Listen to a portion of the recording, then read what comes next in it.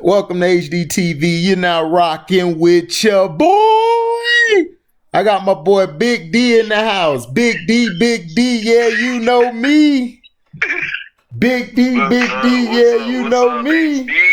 What's going on, man? Ain't seen you in a while, ain't heard from you in a while. You know, you getting life all together, man. You know, wanted to bring you on, talk some realness, man, from the people out there. And you're a part of the people. You're a part of the we. You're very opinionated, and you come with some hardline facts, and you come with how you feel, which is a great thing to have in this world today, man, because we don't have too many people who stand alone and have their own thoughts. Everybody is copying somebody else in order to get their stuff out there or to be successful. So, of course. Yeah. So tell me, man, like, how's life been treating you and how's school going? You know, tell me how's everything going, because you want to be a pharmacist, right? Yes, sir. Yes, sir. That's great to hear. And everybody listening, that's a black man saying he wants to be a pharmacist. So we don't need just black people wanting to be athletes or be a rapper. You could be other things. We can do it. So Mr. Davion, Mr. Big D, go ahead, man. Tell me, man, how's school going and how have you been staying safe during this COVID-19? Well, school and classes are going great. They're fine. It's just a lot of new things that I've now been introduced to going to school, and a lot of new techniques on learning that I never knew I needed to know. It's a different experience with us not being able to have classes in person, but you know, other than that, I would say the experience is pretty well, and I would say at least my school adapted to it well. You know, so I know some schools it was hard for them to adapt, but for the most part, most of my classes they all adapted well. Most of my teachers adapted well, and I do go to Florida Agricultural and Mechanical University, also known as FAMU, which is a black HBCU. And they also have one of the top pharmacy programs in the state of Florida, which the state of Florida is one of the top states when it comes to higher education in general. So going to there, I would say is a great experience. I would recommend for anybody, especially black, but anybody really, to go to HBCUs. You get a whole different experience on life than you would just normally. Some people like to say, oh, well, that doesn't give you the experience of how it's going to be when you work, but that's not necessarily true, because a lot of these colleges put you in a place to where you'll be working with other black businesses and you'll work with other young black successful people in your whether it be your major or whether it just be in life in general. And you get a lot of different connections that a lot of people don't get going to PWIs, which is predominantly white institutions. So that's your UFs, your FSUs, your USFs. You know, that they're still good schools, which I hold nothing against. But if you're black, I would say go to a HBCU. Like they say, you have your whole life to be the minority. Go somewhere where you can be the majority.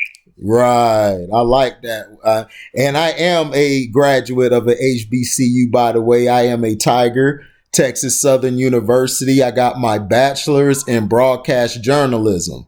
So I do a lot of research. And not only that, I love going there because you touched on this. The Black Institute is something that we really don't express or talk about enough.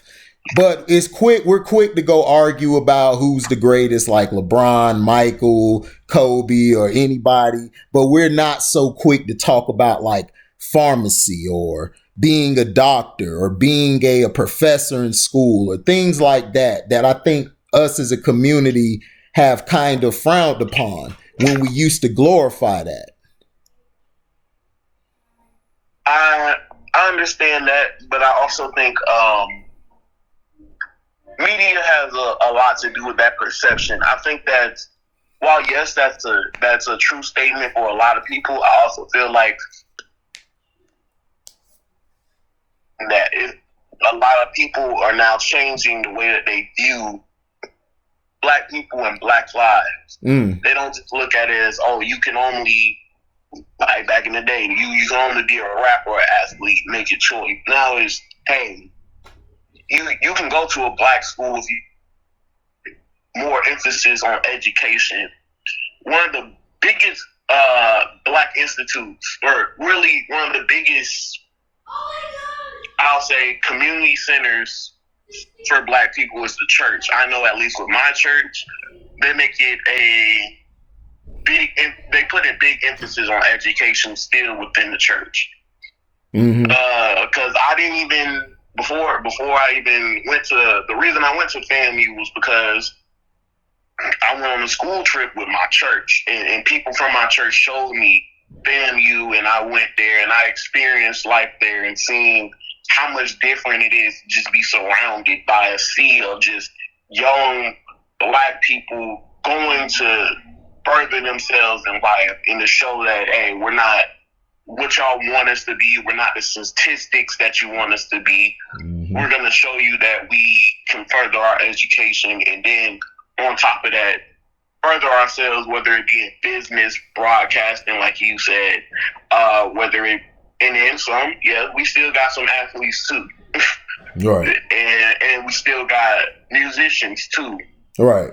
Well, musicians. Well, I don't have a problem with that. We're going to have that. You know, you're always going to have people who want to still play sports. It's just that I don't want us as a people to think, oh, that's all that'll get me to the quick buck, instead of thinking about longevity, like building capital, having good credit, being able to buy land, being able to invest. Things of that nature is what I want most of our people to do. And yes, you're correct that we are going in that direction because we have the media, we have the internet. You can go look up stuff quicker than you could, you know, back when I was growing up, and back when your mom and my parents were growing up. So today is very advantageous, but I just feel that we need to take advantage of that and not just think that sports that's the best way to go because you get to the quick dollar. Yeah. And then like you said, longevity is a big part of that, because a lot of athletes, they make it, they make their millions, and they go broke because they don't know how to handle their money, or they didn't make the right investments and stuff, or they were letting other people tell them what the right investments were, and those were stuff they didn't even know about per se. But I feel like it's we're going in, like you said, the right direction. We're starting to change the perception of what we are as a community, and to stop the just I can't think of the word, but like the thought that Black people are all the same and they all going to this one lane. We're not all just the same. We're not all just either you're all in the hood or you were completely just white suburban, don't mess with anybody from the hood. It's a lot of people that been in between. It's a lot of people who started in one place and went to the other. It's a lot of people who never been in either and have lived a completely different life from everybody else. There's Black farmers just like there's Black billionaires. And a lot of people don't show that. A lot of, and like you said, the internet is beginning to break that down and to show how much Black people are extended in life and how much we do in our lives. Like it's not, now it's just not just a white thing. Like going certain places, it was just a white thing. Oh, you want to go do stuff like parasailing. Like that's something, that's some white people stuff. Now it's like Black people realize why would we even say that? We should be able to do whatever we want and not have to just fall into this certain lane because they tell us that's the lane we should be in. Right. Right. And I agree. I agree wholeheartedly. So, on to this sports here, man. How has your teams been looking this year? Well, I'll start with a season that's already finished with the NBA. My team has always been the Miami Heat. I've been a fan of them since it was D Wade and Shaq. Yeah. You a true fan, and you basically also you like LeBron too. You like LeBron and you like the Miami Heat. Listen. When I tell you this finals and just these playoffs, the bubble has turned my opinion on LeBron so much that it was just, and it wasn't even just because it was the Lakers playing the Heat in the finals. It was just like I was watching and I was like, a lot of people had their opinion that they felt like LeBron should have been MVP. I don't have that opinion. I don't know how I feel about Giannis winning it. I mean, he did have a great season. I won't dispute that, but I felt like LeBron wasn't even the best player on his team. I felt like AD did a lot more, and AD showed that he's a growing veteran in the league now. He's not just he's the young rising star. Now he's showing that he's solidified as a veteran in the league, and he got his ring, which I felt he very much deserved. Okay. But my opinion on LeBron has changed. In my opinion on how I look at people that have played in the NBA has changed. I feel like I should start looking at players more in the era they play than just the overall. Because trying to compare players overall is insane. It's insane, and to me, it's asinine because they only do this with us, but they don't do it with white America and if they do compare them, I mean, it's either probably they're not what I'm trying to say is they'll compare like let's say the quarterback, you have Brady or Breeze, they'll promote that, and both sides don't tear either player down. You understand what I'm trying to say? Whereas when they put two brothers together, like whether it's boxing, whether it's basketball or football, they're tearing the other brother down to make this brother look good. Like Pat Mahomes and Lamar Jackson. I love both of them. I'm a fan of both of them. I predicted that both would have a successful career. I made my buddy look stupid. He tried to say Baker was going to be better. Yeah, how does that look? So, and Baker's not even. I won't say Baker's completely terrible, but he's nowhere on the level of either one. Right, exactly. And he played with more talent in college than both of them, and they both and in the NFL too. Right, and in the NFL, Lamar. Yeah. So now basically they tore Lamar down to try to make Pat look even better. When to me, you don't have to do that. I feel like this. If you like LeBron, you like LeBron. But if I don't like him, don't try to come to me and be mad at me because I say I just don't like him. But if you like him, that's cool. I don't have no problem. I'll be like, that's good. Me, I don't like him. I mean, that's just me. I mean, I didn't like Jordan, so go figure. So the old 2-3 and the new 2-3, I didn't like neither one. So it makes me mad when somebody try to say, "Oh well, you're pro Jordan and everything." I'm like, no, I don't like Jordan either. But I mean, they play. Yeah, that's because that's a large percentage of a lot of people that don't like LeBron, and it's also, even though we're not on this topic, it's also something that happens a lot in rap. It's like when it's somebody taking the spot that your favorite has always had. Right. You see that person is influencing the new generation. You just completely hate it versus being like, okay, I understand it's taking this generation, and I'll look at that person for what they do good and what their greatness is versus, oh, I'm going to tear them down completely because I don't want them to take the spot of the person I looked up to. Right. Right. But me, I don't care because my five I've always said is Kobe, Hakeem, Rodman, Duncan, and Iverson. Those was my favorite five. That's my top five. I don't care what anybody says. So even if you put LeBron in over all of them, I don't care. That's y'all opinion. That's how y'all feel. I can't see through y'all eyes, and y'all can't see through mine. But if that's what you like at your five, that's cool. My five over here, if people praising Zion, let's say Zion all of a sudden just balls out and then they start saying he's the best ever, like 5 or 6 years down the line, and they basically dismiss Jordan and all them. I don't care, because that's just how they do black sports. They always destroy the old guy, throw him under the table, then promote the new guy. Then they'll throw the old guy down again. It's a cycle. Whereas a white quarterback or a white player would be able to transition to either off after football or basketball, because you know what? They'll have a job waiting for them. Us, we don't get that luxury. We're either going to be a broadcaster, a sportscaster. You know, now we could become agents. They finally letting more brothers be agents these days. So that's what I'm saying. To me, if you got your opinion, you like this person, that's fine. Me, I don't like that person. It's just facts. So that's how I look at it. Yeah.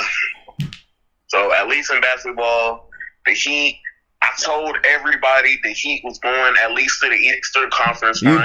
Nobody believed me. I told everybody, I said, listen, Jimmy Butler coming to Miami is a great thing. He might not be the superstar points player that everybody wants him to be, but he's going to be a great leader, and he's going to help others score points. The younger people on our team, they showed up in an exponential way. They, especially like Duncan Robinson, you know, of course, and it just surprised everybody. Tyler Hero, another one.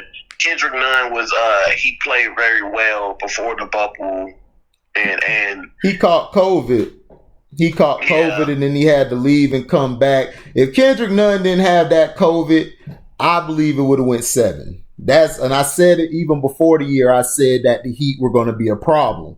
I didn't know they were going to get this far, but I knew they were going to be a problem for teams, because I've always known about Jimmy Butler. So everybody just now hopping on Jimmy Butler. Me and Kano, and that's our brother Kano, the Kraken AMG. Go look at that series we got going.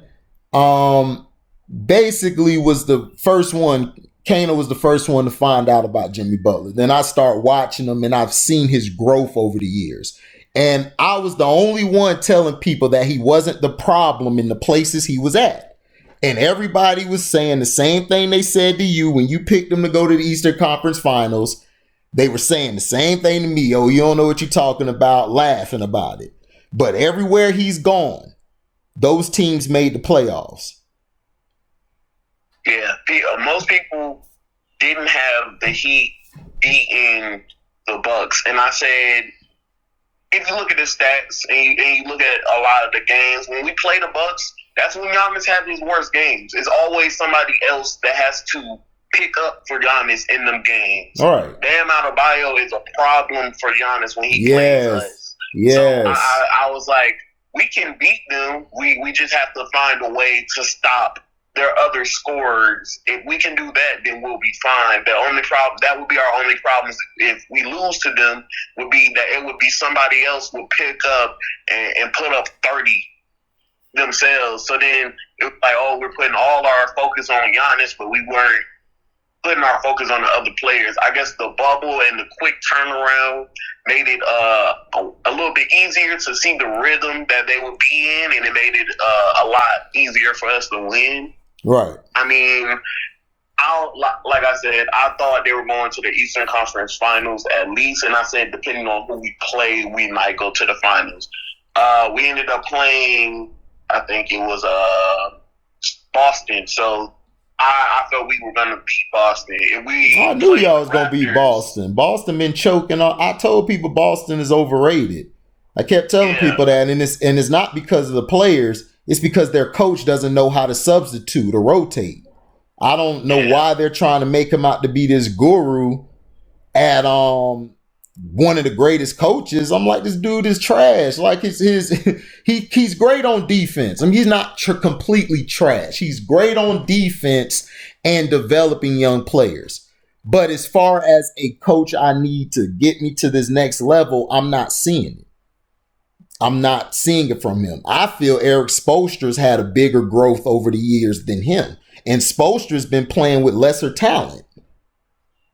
Yeah, and he's one of the coaches that I feel like don't get enough credit for being a great coach, because they always are going to say, well, for the longest part he had D Wade, and then at another part he had D Wade and Bosh and LeBron, and then that's always going to hurt his reputation. But I'm like, y'all don't allow that to hurt Phil Jackson. When Phil Jackson played, had Jordan, Rodman, and Scottie Pippen.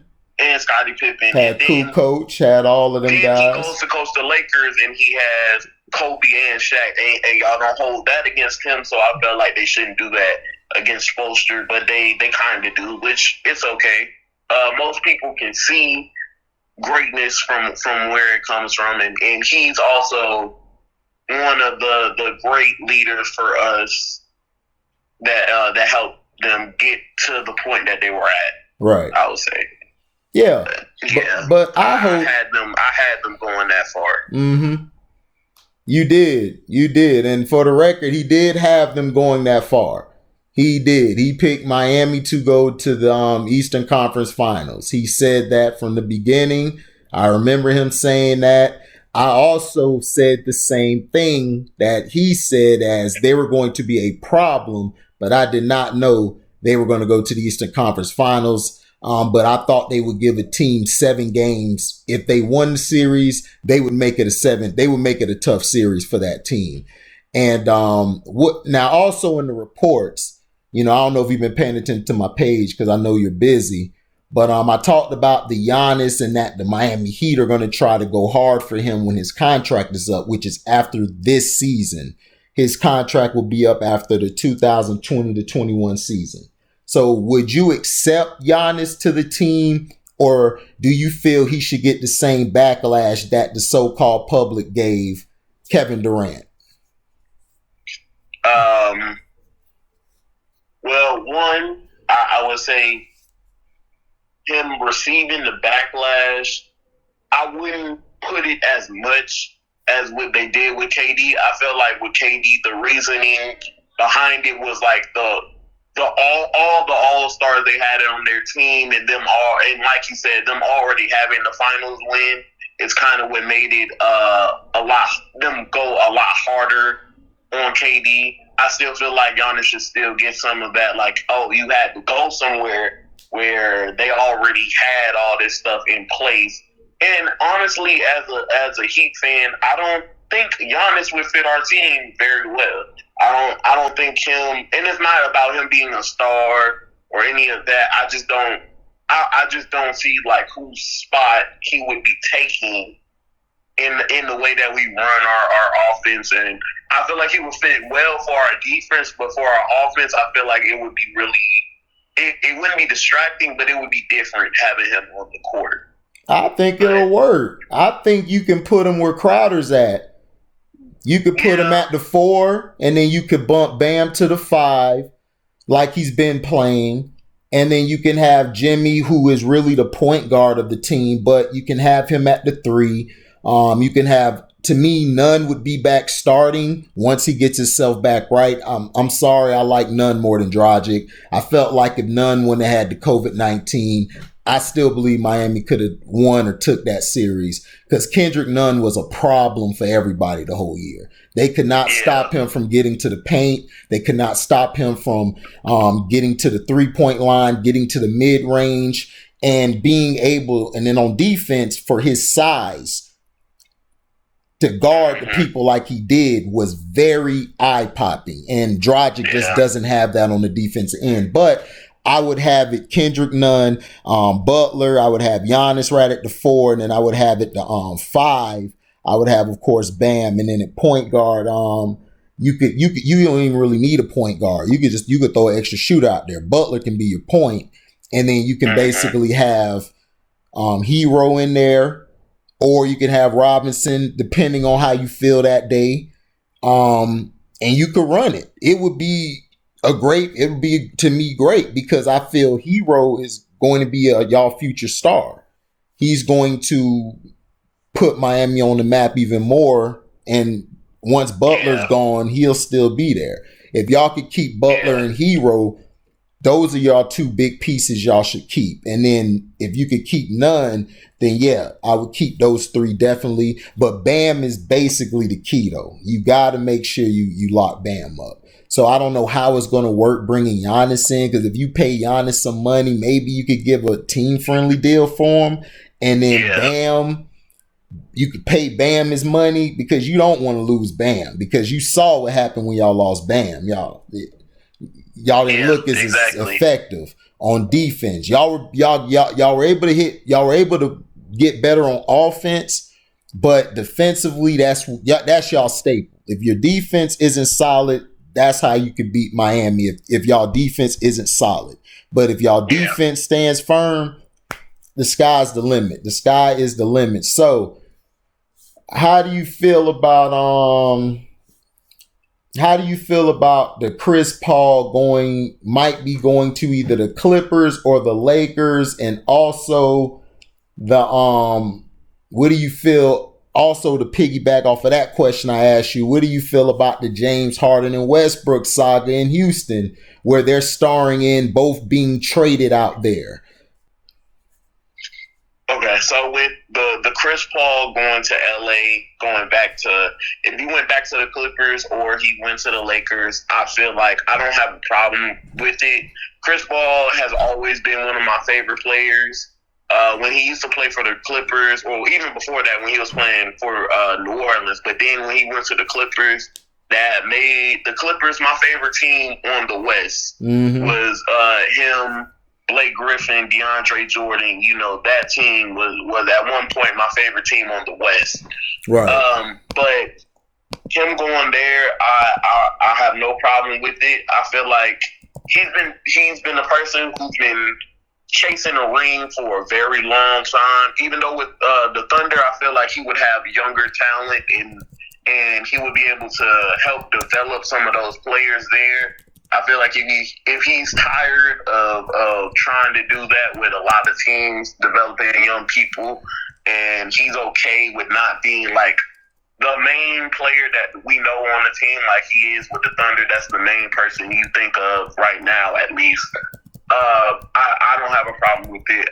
He's somebody who I feel like he's had the talent to get a ring plenty of times. It just never was the right circumstance, whether it came to injury or anything else. And even before, when he tried to get traded to LA, a lot of people forget him trying to get traded to LA. When Kobe was still there and them blocking it, I felt like that blocked one of the rings he definitely would have had. Yeah, it would have. Yeah, it did. So I have no problem at all with him going to either LA team to chase the ring, because that's somebody I feel like deserves a ring, and somebody. But I think it would be weird him going to LA, because him and Rondo have had a beef for the longest time. And I don't think Rondo's coming back. I think Rondo might go to the Clippers. Really? Yeah, because they really want him. If he do that, then I could definitely see him going to LA. But I just know him and even though a lot of people say the league has gotten soft, I know at least it has. With Rondo is not at that point. Him and Rondo have had physical fights, verbal altercations on several occasions, and they never seem to be friendly with each other in anything that I've seen. Like, it's not like with LeBron and Stevenson, when Stevenson came to the Lakers. Like that, I knew it wasn't a real beef. But Rondo and Chris Paul, I feel like would have a very big problem with each other. And whether Rondo stays with the Lakers or goes to the Clippers, I feel like would decide which team Chris Paul would go to, honestly. Yeah. But in Houston, I haven't been watching the Houston situation as much. I know Harden's been trying to downplay him moving. He's trying to say like he's really thinking about staying in Houston.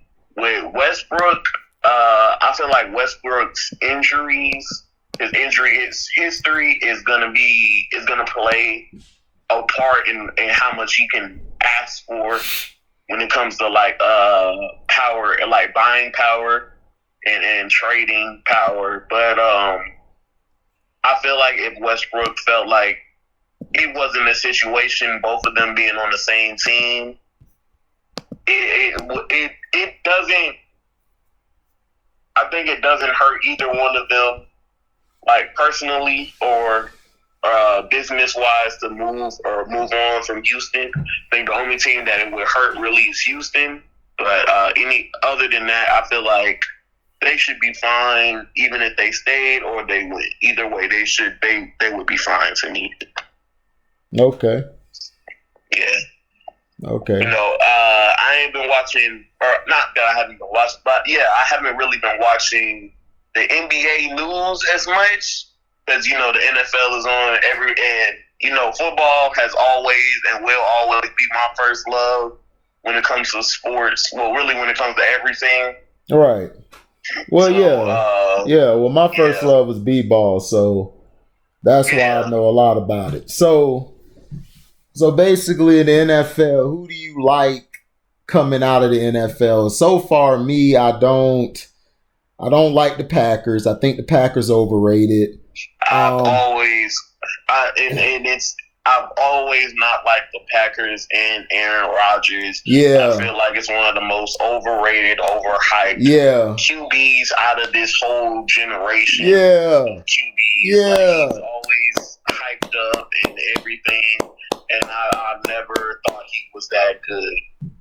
Exactly. And people saying I'm hating. I'm like, dude, did y'all look? I watched Brett Favre coming up. I was a Brett Favre guy. That white boy, even when he was with the Falcons for a little bit, then he went to Green Bay. And he played with Sterling Sharp early on, which was Shannon Sharp brother, who's my second greatest receiver of all time. I'm doing that list, you guys. For injury, he would be a lot more. Yeah, he's my second greatest receiver of all time. So I'm gonna have my list, guys, next week, so y'all will be able to know and argue and cuss me out. But I'm gonna put a top 5 receiver list up. But he's awesome. So as a player and everything, it was, you know, so. But Aaron Rodgers, Brett Favre was 100 times better. And I feel if Favre would have had this talent that he's had around him, I really believe Favre would have at least 2, maybe 3 Super Bowls. Because the talent he played with after Sterling Sharp and after he won that Super Bowl and appeared in that second Super Bowl, it kind of dipped. So they kept switching coaches on him, whereas Aaron Rodgers just went from one to another coach. And to me, Aaron Rodgers has just never been able to consistently lift his team up to me. Or not only that, his leadership has been terrible. Throwing guys under the bus. Everybody who has left has said his leadership is poorish. So, to me, how are you a great quarterback? And then he's had talent. Because I've watched this guy and I've watched the years they won, and people trying to tell me he don't have talent. Oh, he don't have a defense and everything. Well, I was like, the games I watched, the defense did their job. He was throwing balls in the dirt. In all these years that he hasn't had a defense, or the one year that he had a great defense and he had all the wide receivers and all this talent, was the only year that he got a Super Bowl ring. And then every year since that, he hasn't been able to put it together at all. Closest he's gotten is to the NFC Championship, but he's never been able to get past that point. Right. And and the leadership thing, I feel like that's a strong thing that isn't talked about with a lot of, especially white quarterbacks, because whose leadership doesn't come into question enough. is Ben Roethlisberger. Yes. Especially when they talk about him and Antonio Brown, a lot of people fail to realize the reason that they have such a big problem is because Big Ben has I think it's a radio show, and he's just on the radio show airing out business. Yeah, he was on the radio show. The locker room. Yeah, he said something about Antonio on the radio show. And exactly. ever since then, they've been cool. Exactly. You, if you're supposed to be this leader and everything, that's something that's there's certain stuff that Big Ben never was a leader. Big Ben never was a leader. The first team he was with earlier Pittsburgh when he came to the league, and they were going on those big wins and those string of wins. Cheated. Hines Ward cheated to win the Super Bowl. Right. They cheated that Super Bowl. The Seahawks have been cheated so many times it's not even funny. But right. No. I call a spade a spade. You know, I'm gonna be unbiased as much as I can. But the thing is, Ben Roethlisberger's never been the leader. Earlier in those teams, remember, they had probably one of the best longevity wide receivers we've ever seen in Hines Ward. Hines Ward was the leader of those teams. And then you had Jerome Bettis. Those guys led the team. And then you remember you had Joey Porter. You had, I think, was Palomalu there at that point? Yeah, Palomalu was there at that point. You had Ryan Clark and other guys there.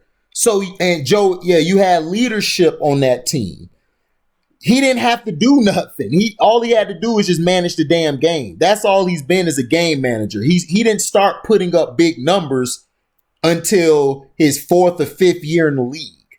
He's sort of like how Tom Brady was coming in. Brady was game managing. And then when Tom Brady got Randy Moss, he started going deep. And then that's when Ben had Mike Wallace. Remember, Mike Wallace was there, and he was balling. Another person who left because of the issues he had with Big Ben. Correct. And not only that, Mike Wallace, Mike Wallace also was a little soft, but the majority of it was him and Big Ben bumped heads. Then Antonio Brown and everything, yes, they bumped heads, but Antonio Brown to me has not been right since that hit from Burfict, that illegal hit.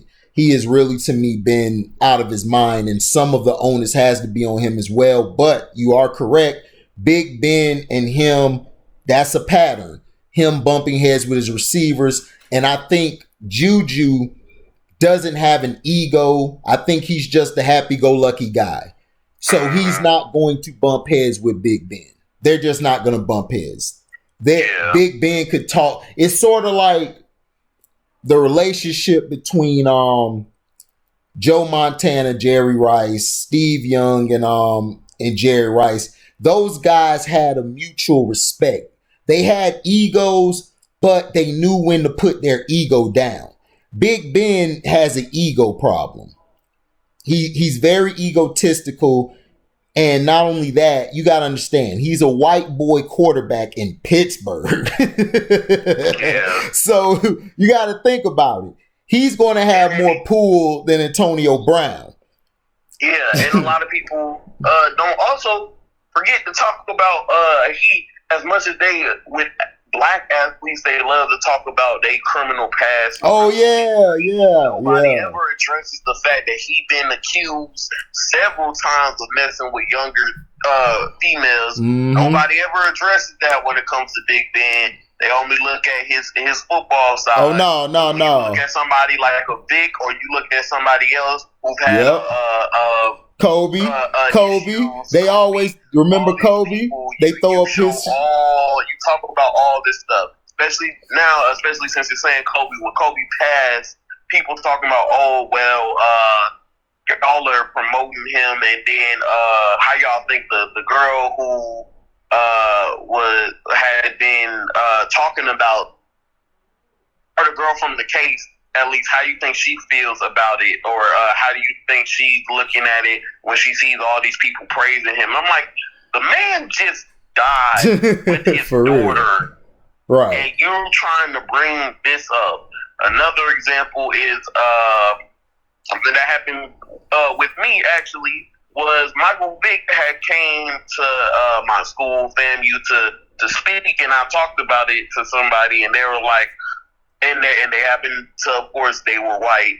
They were like, oh well, why would you want to go see a dog abuser and all this stuff? Wow. And then in the same right, I'm like, nobody talks about Big Ben having these issues in the past. Right. Like, he looks like a pedophile anyway, but he does. Nobody ever talks about that with Ben Roethlisberger.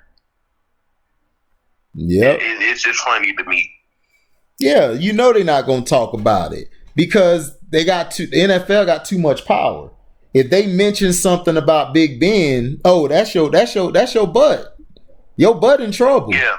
You fired. You might as well come work with me at UPS, like Biggie said. UPS is hiring. You can come do that with me, because if you mention one word about Big Ben thing, even Shannon, as much as Shannon speak up about the black people, he never brings up Big Ben's past or anything. Every time him and Skip did a segment about Kobe, they always bring up that case about Kobe, but they never bring up Big Ben. And you're right, they don't. They don't bring him up. Like that is Stephen A. Smith. Stephen A. Smith gets on all these athletes about smoking weed, which one shouldn't even be an issue, and at least in baseball, it's not an issue anymore. I know even in UFC uses it or views it as a performance enhancing drug because they say it helps with loosening the effect of blows, and it helps your focus more. Yeah. So at least in that sense, okay, I understand you not wanting people to do that. But in the NFL and in the NBA, the whole weed thing has always never made sense to me. Mm-hmm. Especially when y'all had, at least in the MLB and a little bit in the NBA and the NFL, and the NFL too, especially like with Lawrence Taylor, these players doing cocaine and not no backlash from it until years after when they speak about it. Now people are like, oh, dang, they were doing all this, but all the players that were smoking weed, which, hey, I've yet to see somebody really be I've yet to see a single person overdose from weed, but right, exactly. And Stephen A. Smith,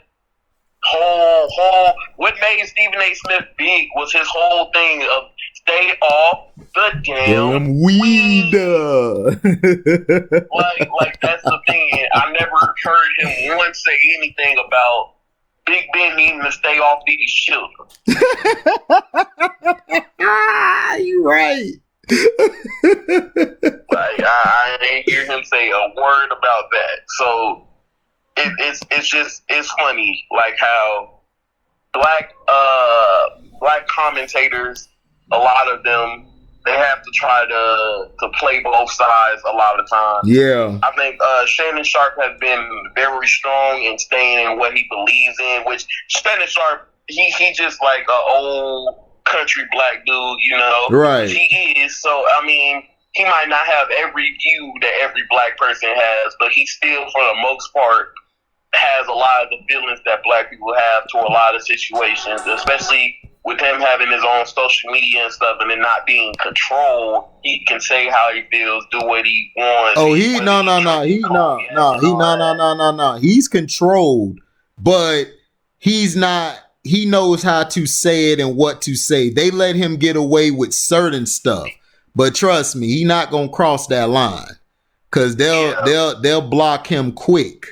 They don't play about that stuff, but everybody in the industry is controlled, but it depends on what their handler allows them to do. Some people, like Charles Barkley, for instance, they let him do whatever the hell he say or what, because that's Charles Barkley.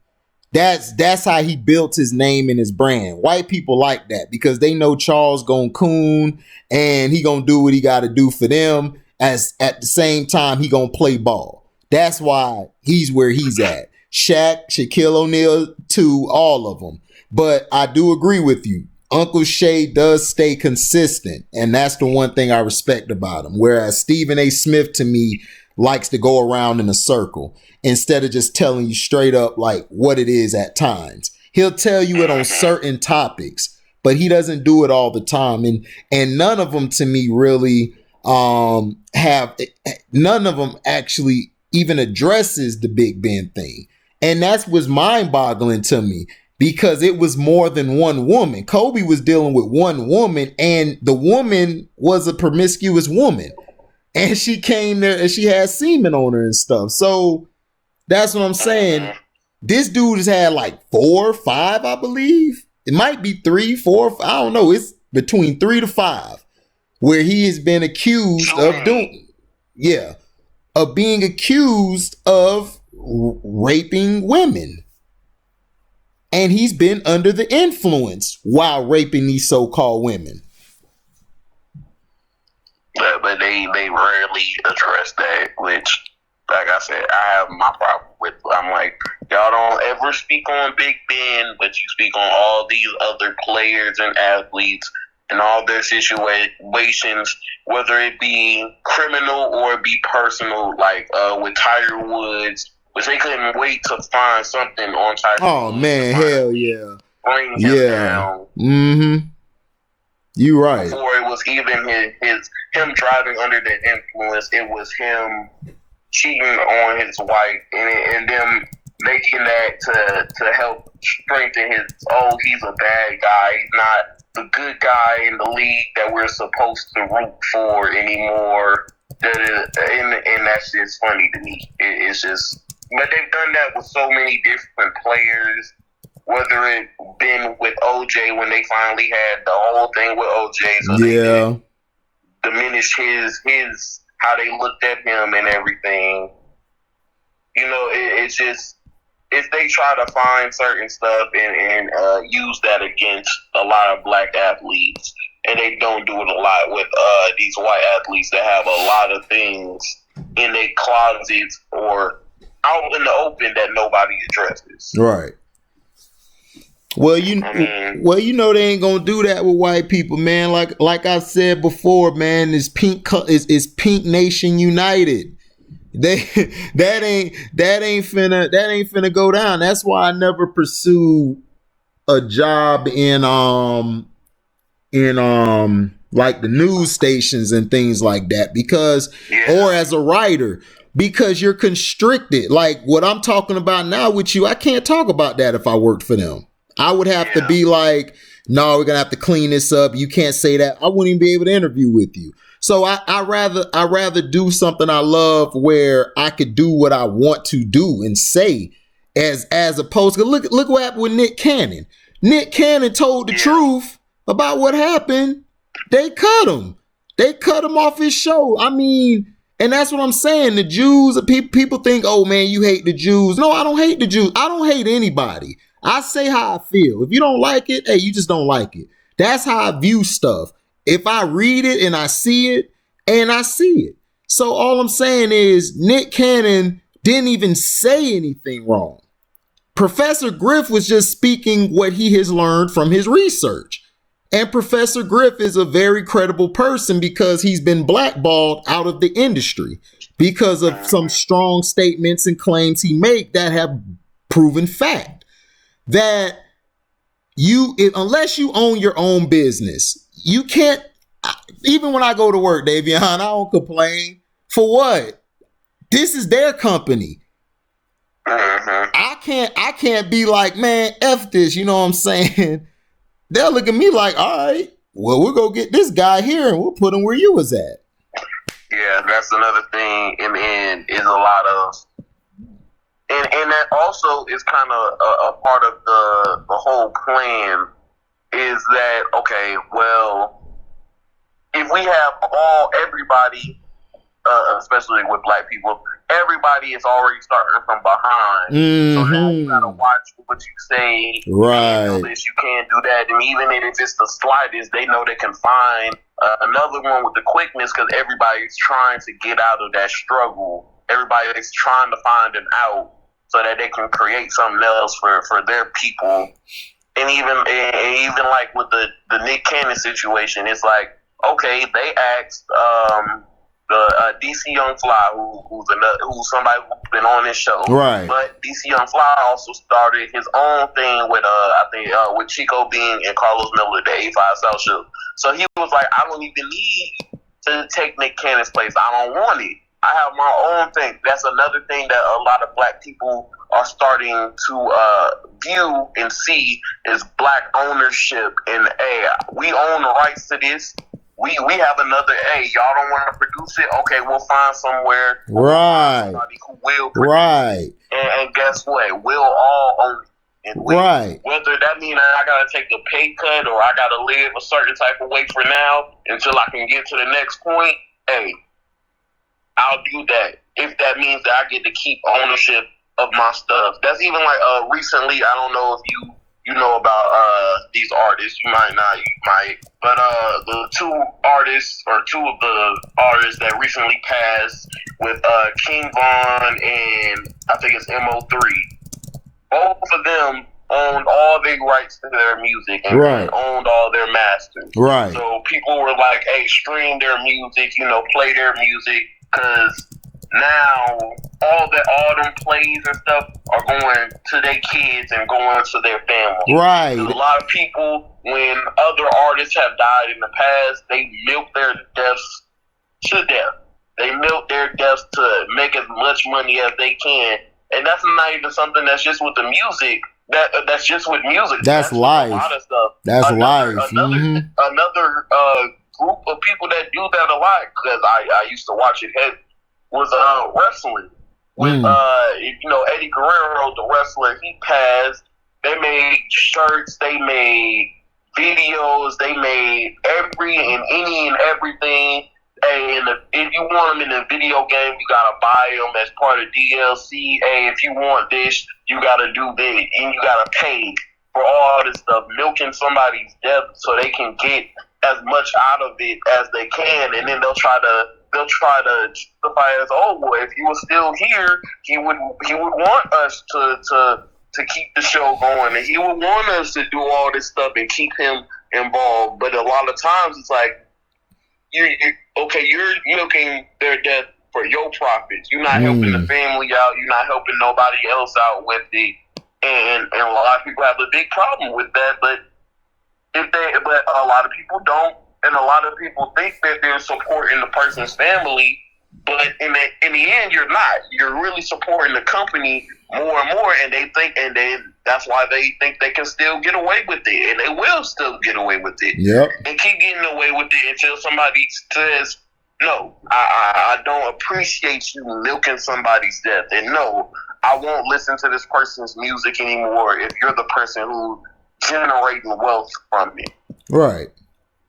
And I will say, and that's another thing that you can learn at HBCU is black ownership. Yes. Black ownership. Yes. Black people being successful. Black ownership is something that's needed in the community a lot. Whether people always bring up the fact of the black dollar and how long it actually lasts in the black community versus every other community, where their dollar stays in their communities for days, weeks, months, years, versus the black dollar, which stays in it for minutes, right, or seconds. Exactly. So that's something that I'm glad a lot more black people are doing. A lot more black. Prime example is a lot of black people are now trying to own, at least in the state of Florida. Recently, we had and it was crazy to me when I seen it. Our first black-owned gas station in the whole entire state of Florida. But for those who don't live in Florida, in any of the large cities of Florida, there's a large population of black people. Right. Right. So the fact that in the state of Florida, for as long as it's been the state and as long as we've had gas stations, that it took till 2020 to have the first black-owned gas station was insane to me at the time. And it was in Jacksonville, which is which is probably the biggest black city, I would say, in Florida, Jacksonville. But the white people prejudice there though. Yeah, Very But prejudiced. it was insane to me that was the first black owned Not to me. gas station. Not to me. But then I That's really the thought about plan. it, and I'm like, well, how many times have you been in a gas station, or you been in a beauty supply store, or you been in a nail salon, or any of these things that there's hundreds of in the black community, and none of it is black owned? Of course, because that's the plan. That's the architect. That's the architect that they drew up and that they want to be placed out there. Is they don't want us to own anything. They've seen when we own stuff how much we prosper, how much we were better, that we didn't need them. And then when we start to do it, they'll just burn it down. Right. That's why I feel we got to find another place to do it. It may not be like Kano said too. He was like, it may not be in America. I mean, because they're just gonna hate. America was just built to keep you under their thumb. They wanted control, but they want you to have this ideology in your head that everything's free, that you can walk here free and walk. No, you can't. Stop it. That's the biggest load of crap. Ever since I was 5 or 6 years old, I've been harassed by the police. I can't speak on everybody else. I speak for me. I've been harassed by the police. And this is when I've been sober, that I wasn't drinking or anything. I've been messed with them. When I have my twist in my head and my hair braided, they pulling me over thinking, oh, he fits the description. So I can't have sympathy for a lot of police, but I have some for some because my uncle was a police officer in New York. So he had to deal with it, but he was fair. He wasn't like the typical black cop who's just the a-hole, who's going to treat you like you ain't worth anything. So the thing is how this world is set up, they want to keep us down. And I know people are going to say, well, we got this opportunity, we got that. We have more opportunities now, but that doesn't mean that it still doesn't exist, that they want to keep us down and only a few of us in certain places. They don't want all of us in that place, but they'll take you, or they'll take me, or they'll take Pico, or take somebody. And then everybody else who's the majority, they're going to leave them on the outside because they still want it to be like 4-1 white people running everything. That's just how they want it. They want our business, but they don't want us to own the business. Basically what I'm trying to say. They want our business, but they don't want us to own it or run it. Or that's going to be a problem. That's why I'm glad, like I said, more black people are trying to own stuff. Right. And a part of that, part of the blame on a lot of black people not owning stuff is also partially on black people, because some of us, or I should say more than some of us. Yeah, more than some. When black people try to do stuff, and they're usually doing it at a higher quality in the community, so they got to charge a little bit more. Oh, why do I got to pay all that? Right, exactly. Stuff, I understand, not everybody can do this, but people don't want to pay, like, prime example, nails. People won't want to pay for nails being done by a black female. She's going to come to your house. She's going to make sure everything is nice and clean. She'll do any and everything that you're asking for $80. But you go to the nail salon and let this lady do your nails, and she charging you $60. But in the end, you didn't even like how they came out. But it's at least it's $60, and they still look kind of nice to you. So right. A large portion of black people don't want to do that. They won't pay. They don't want to pay for stuff that's higher quality, and they don't want to pay for stuff that's black made. Versus them paying for the commercial stuff that they're owning. Gucci, they'll go buy that belt. Yeah, you're right. They'll buy that belt, but they ain't gonna buy the belt with the gold on it. They got the African emblem or showing something of us, our lineages.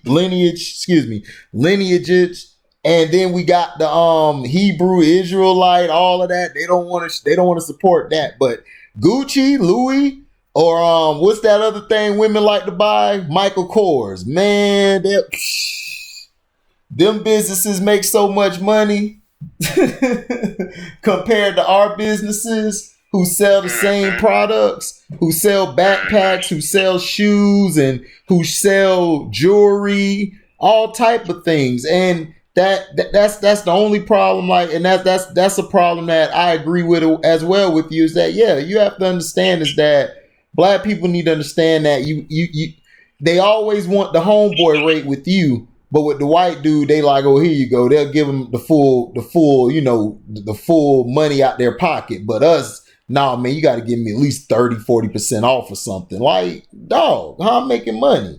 You try to take from me instead of just paying to support me. Exactly. Everybody wants to say, hey, we're friends. You know me for this long. Hey, why can't I get a 20, 30, 40% off or whatever? And it's like, for example, right now I'm working at McDonald's to help pay for this school. Right. So people, or at least, people would be expecting like, oh, they expected that I get like some type of discount. I'm like, McDonald's don't even give me a discount. Right. So, but you still gonna come in here and you still gonna buy this stuff or whatever, and I work here and you'll still do that. But if I was selling high quality food and it wasn't processed and all this stuff and it was homemade, and and I'm charging 10 for something that at McDonald's might be like 8. It's why you can't give me the plate for less, da da da da, or da da this or da da that. Like it's crazy to me. It doesn't make sense, but it's something that happens a lot in the community. That's why I'm trying now, like, to help certain people in buying their stuff. Now I have my own money, and now I can spend my money how I want to. I got a couple. Man, the boy got his own money. The boy got his own money. Exactly. So now it's like I got friends that I'm like, hey, you selling this? All right, I'm gonna buy some when I get my check. Hey, you selling this? I'm gonna buy this when I get my check. Even like my cousin, that's like my brother, my cousin DeQuan, he's starting to sell. He sells clothes and stuff. And I told him as soon as I get my check, I'm gonna start buying his stuff. Cause it's just, you have to support your people just as much as you want them to support you. And on top of that, that's also a big thing. Is like, okay, the people who didn't support you, once you get to a point where you're big, you're huge, and you made it, that's the reason that you don't want to give back, because those weren't the same people who supported you, and those would be the same people though that'll be like, oh, you don't want to support us, you're not going to give back, you're not going to do this, you're not going to do that. No, well, y'all didn't buy this stuff. I had to go over here for people to buy this stuff. I had to go here for people to buy this stuff. That's why I'm not going to give back to here.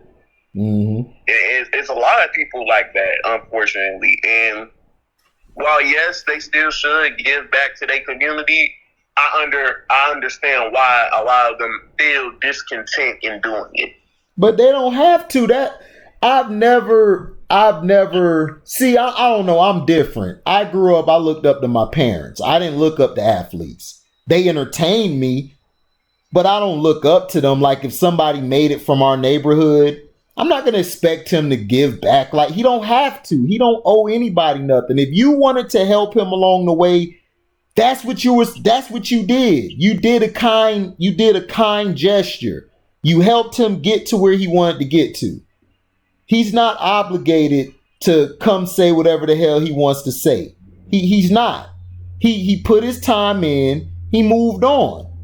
That's what he chooses to do. Now, would I give back to my community if I had the funds to do it?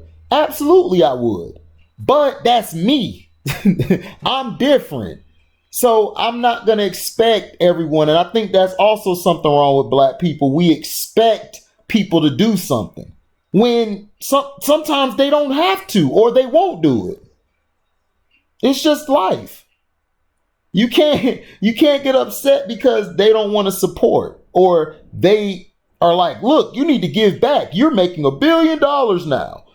But I don't see the black people who have these Asians in the community who do the nails and got their little Chinese place. I don't see them going and ask them, yo, what you doing for the hood? What you doing to help us? I don't see that. But they'll come check me, they'll come check you, D, and be like, yo, you gonna give back. But they ain't gonna say none Ching Chong down the street who in the neighborhood making money, more money than the black business in the neighborhood. So, and I don't want to hear that crap because I told people for years, those nail salon and Chinese places, they all work together. I don't care what anybody says. They do. Now, all I'm saying is hold other races who are in our community to the same standard that you do the brothers and the sisters. I get tired of that crap. I've hated that crap since I was in high school. Like on the team, they'll be like, hey man, HD man, you know, this dude such and such made it to the league. You know, he ought to throw some money to us to get some jerseys. I'm like, he don't have to do that for what? That's his money.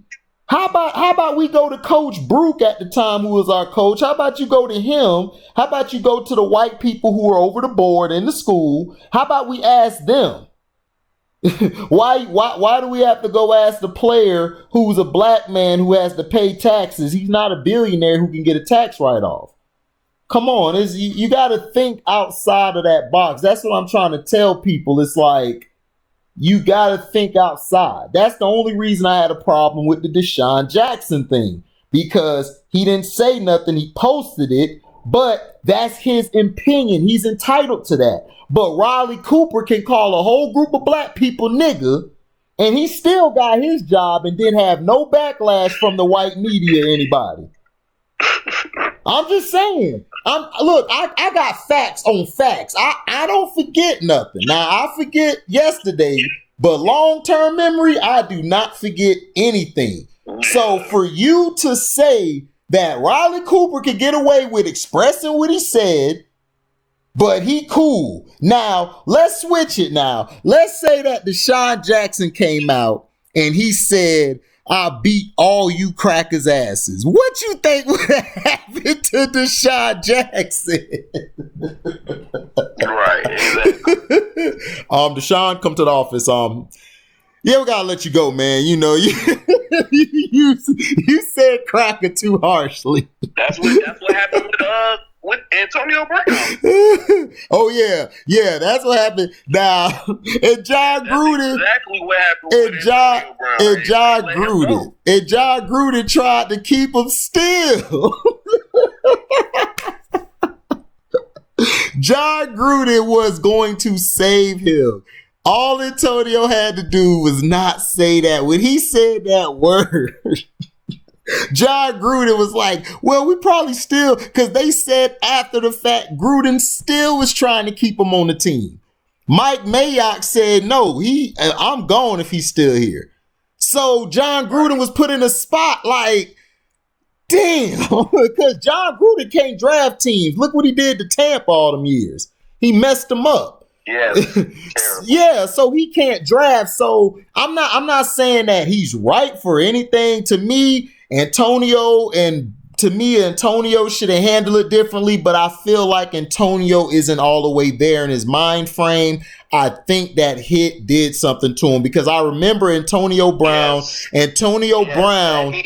I think he has a mental issue, and I think nobody's trying to help it. Now they're trying to help it. Why? Because Tom Brady needs somebody to win with. And I'm a fan of Tom Brady, but these white media people be giving Brady too much of a damn pass on certain stuff. And they do.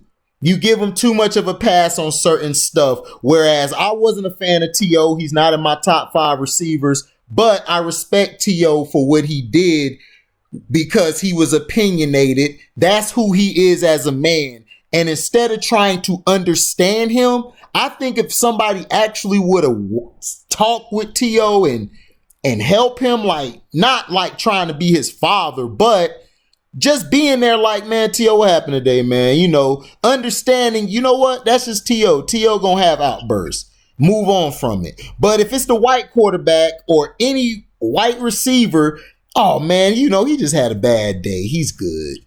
His day was bad. Mm-hmm. He didn't get the right Starbucks coffee. So, so that's how I look at everything. That's the problem I had with it, that everybody wants to jump down somebody's throat, but if somebody else do it, it's okay for them to do it. But if this person does it, it's a problem. And that's very unfair and very unfortunate.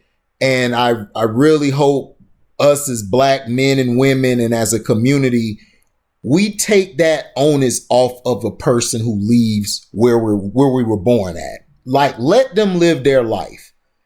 If they want to give back, that's cool. If they don't, just keep moving on. When you become big, when you get your money, you give back then. Since that person didn't want to give back, look at it in another note. Look at the positive. Stop looking at because this person ain't do it. And then when people do it, they usually don't get the recognition they deserve. Oh, of course not. People that I know that gives back to the community, huge work done. A lot of people don't talk about as him as a running back in general. They don't talk about him. Oh enough. Man, he was amazing. Yeah, exactly. But work done. Okay, he came from a broken home, and now he's a person who's literally buying homes for women that I think it was it was for single mothers and women that were victims of like domestic abuse and stuff. And he's buying homes for these women, and he don't get enough recognition for that. And that's somebody in the community who's done a lot. But that when somebody like that does that, and then they don't get the recognition that somebody who's thinking about doing something like that thinks they deserve, then that makes them not want to do it, because they're like, oh, why should I do that for nothing? I don't get, it's like I don't get nothing in return. Like, some people do it without satisfaction. They're like, hey, I'll do this because I know I'll have the satisfaction of knowing I changed somebody's life. But other people, they need that type of attention, or they need that type of recognition. Now, whether people have a problem with that, which I understand, you having the issue like, oh, you're only going to do it if you get recognition, but it's still like, hey, that person is still a human being, and a lot of human beings, that's what they need. They need that recognition. They need the attention. They need some type of appreciation to show that what they're doing is correct and what they're doing is right. Mm-hmm. That's why a lot of people, when you don't punish them for stuff, they don't think that it's wrong. They're going to keep doing it because they're like, well, y'all not punishing me for it, so why should I stop it? Right. It goes both ways. Right. If I'm doing something good, but I don't get nothing for it, well, I mean, why should I keep doing it? Right. Right. And that's what I'm saying. It's like you're going to give a pass to one person. That's what I'm saying. You're going to give a pass to one person, but this pass is like, nah, I got to lock you up. When this other person does the same thing, probably most likely worse, but they're cool. It's all right. So, I mean, it's always a double standard, and it's going to continue being that way. So all we can do is just continue to grow and continue to try to be better than we were yesterday, because everybody just going to be different, and people you count on, you think going to be this, they're not. They turn out to be something else, and it's like, oh, damn it. So now when you choose to go somewhere, choose to do something, you really have to be precautious of what you're doing or what you're getting yourself into, because you also got to look at the backlash, not only the backlash, the people that you work for. You got to make sure that they're not plotting on you, or they don't like you or something, or they try to do underhanded stuff. Like, my sister, she a doctor. She can't go to work, dog, like with the same car. Like, she can't show off a car there, or the white employees are going to do stuff to undercut her at work, and they'll do that. They don't care. So to me, this day and age, what we have to do is we have to be more aware of where we came from, be more aware of finances, or on if we want to do something, who's supporting us or where we can get the support from. If you get a support from somebody that's not of your complexion, that's fine. Take that support and move with it. Don't be too proud to get a handout sometimes, because you may need it. You don't know what could happen in your life. So we have to grow intellectually. We have to grow physically, which is we have to work on our body, work on our soul, and work on what we take in our body, what we put out, the energy. We have to make sure our energy is together, because that's all they want us to do, is to be the angry black man or angry black woman. So they could just write you off as an angry person, and they don't want to do any business with you, or you could lose your job if they see anything different from how you acted yesterday to today. We don't get that luxury, and that's sad. And back to Antonio Brown real quick. Antonio Brown, to me, should have gotten help instead of, all right, we're just going to put you in this basket and say you're a reject. We're going to throw you over here now. Whereas if it was the white person, I really believe the white athlete would have gotten the help he needed. And he would not have been kicked off the team until like way down the line, until he couldn't play no more.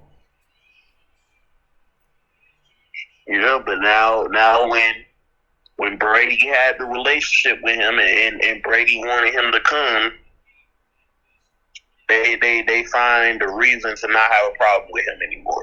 Yep. It's just it's hilarious to me. It's funny to me, and I at this point I don't even get mad at it. I kind of just I see what happens in the industry, and I see what happens in different industries, and I try to look. Hey, is there another way that I can get into it? Is there another way that I can do something else? Is there another way I can change this and change how it is? Because a lot of people they want change in different stuff, but they don't look at how to change it, and that I feel like is something that needs to change. Like, you can't always be complaining, because this is another thing they say about a lot of black people, especially like conservative black people say this a lot. Yeah. They say, oh, well, all black people have a victim complex, which is, no, it's not that we have a victim complex. It's that we acknowledge that there is an issue, and then we're also going to help try to change that issue. Right. But it's just, it doesn't make sense. Right. It doesn't. And that's the truth. You hit that nail on the head. Is that's what they do, and basically the victim is not a victim. It's basically, we're just tired of being treated like crap. That's it. We're just tired of, we have an opportunity to go here now, but you're still trying to hold a standard against us from getting to where we want to get to. We have to either do this or do that. And we have to do it 100 times better. Because if you don't work 100 times better, like let's say you were chosen tomorrow, yo, come work for us in pharmacy. It's going to be you, a white girl, and probably an Asian guy. Now, if you don't outwork them two, they going to look at Dave. They're going to be like, well, how you think about Davion? Well, he's okay. He's lazy. When you're not lazy, you're putting in the same work they're doing. But if they don't see that you're working hard, or if you're sitting back having conversations and just chilling, kicking it, they're going to look at that as a negative to us. That's just how they are. And you dark too, so they definitely going to be hard on you. Yeah. You dark too, they definitely going to be watching you. They going to definitely see, okay, he got to work 200 times harder. If he was light-skinned, we'd have made it 100. Thing is me knowing that, and then me working twice as hard or whatever, and then them being like, oh, well, why, or why are you working that much harder or whatever, when I know, like, hey, if I don't, then they're gonna see that as being lazy. It's like how are you gonna say that I'm lazy when I'm doing the same amount of work as you? Then when I'm doing more than you, you're doing too much. Why are you doing so much? Right. And it's just crazy. Right. That's right. And I dealt with it and stuff, a whole lot. Your brothers, both of them, Pico, Kano have, your mom has, my mom, God rest your dad and my dad's soul, they both had to deal with it. It's just a continued cycle. And it's like it's just not stopping. It's like they don't want to, and what I mean by they is those of Caucasian ancestry or of descent. They basically don't want us, like they always want to find a problem with us. Like we never could just be cool. Like if I'm walking down the street, they always thinking he might be looking to go snatch something. He might be looking to go take. It's like, why can't I just be walking up the street? Like, I just want to clear my mind. And then, police, like since I was a kid, they always roll up on me asking, where you going? What you doing? I'm like, I'm finna go shoot some hoops. And then I'm going home. Like, what threat am I gonna have with a basketball and a backpack on? But that's just how we're always gonna be perceived, and that's why I told this lady at work who worked with my coworker. She's a nice lady. She's trying to get me into real estate and stuff, and building my own land. Building my own house. On land. You can't build your own land; it's there already, but build like a property on the land, purchase the land, and I wouldn't have to pay certain stuff like I do while I'm renting. But like I told her that I'm very prejudiced and I'm very racist. I am. And she was like, what? Like, how can I said, because it's the way I grew up. Now, I'm not saying I'm gonna go out there if I see a white person, if they say hi or how you doing, I'm gonna still say hi, how you doing. I'm still gonna have manners. But at the same time, that's who I am as a person. I can't change what I am. Now, you or anybody else, somebody may be like, well, I'm not racist or I'm not prejudiced in that to white people and everything. And you may be cool with them, but okay, that doesn't mean that I'm better than you or you're better than me because we don't have the same viewpoint on how we perceive things or how we look at things. So the thing is, I'm trying to say is, when I told her that and she was like, I just can't imagine that going down. And that made me look like, okay, I know you can't imagine it, but I experienced that. You can imagine it, but I had to experience that. I had to experience a police officer putting a gun in my face. I had to experience all this stuff. So you can't tell me about certain things that I was telling her is that you may believe that it doesn't happen because you live out here. You live out here in Texas in the bubble. You're not living in the cities that's majority black, then you would see it. So I think also another problem is that they don't want to feel our pain. If we have pain and we're trying to tell them I hurt right here, they don't want to hear about it. And then Caucasians don't want to honor the fact that they stole black people from this land as well as other lands, and they stole Indians. They did all this stuff, but they don't want to acknowledge the horrors of their history. But they will praise the greatness of their history, like invading this place, finding this land, and making all these lies, talking about Columbus was this, all this fraudulent stuff to keep us keep us under mind control. And I think that's the biggest problem, because they taught us to hate ourselves, because black people have always had a different shade in history.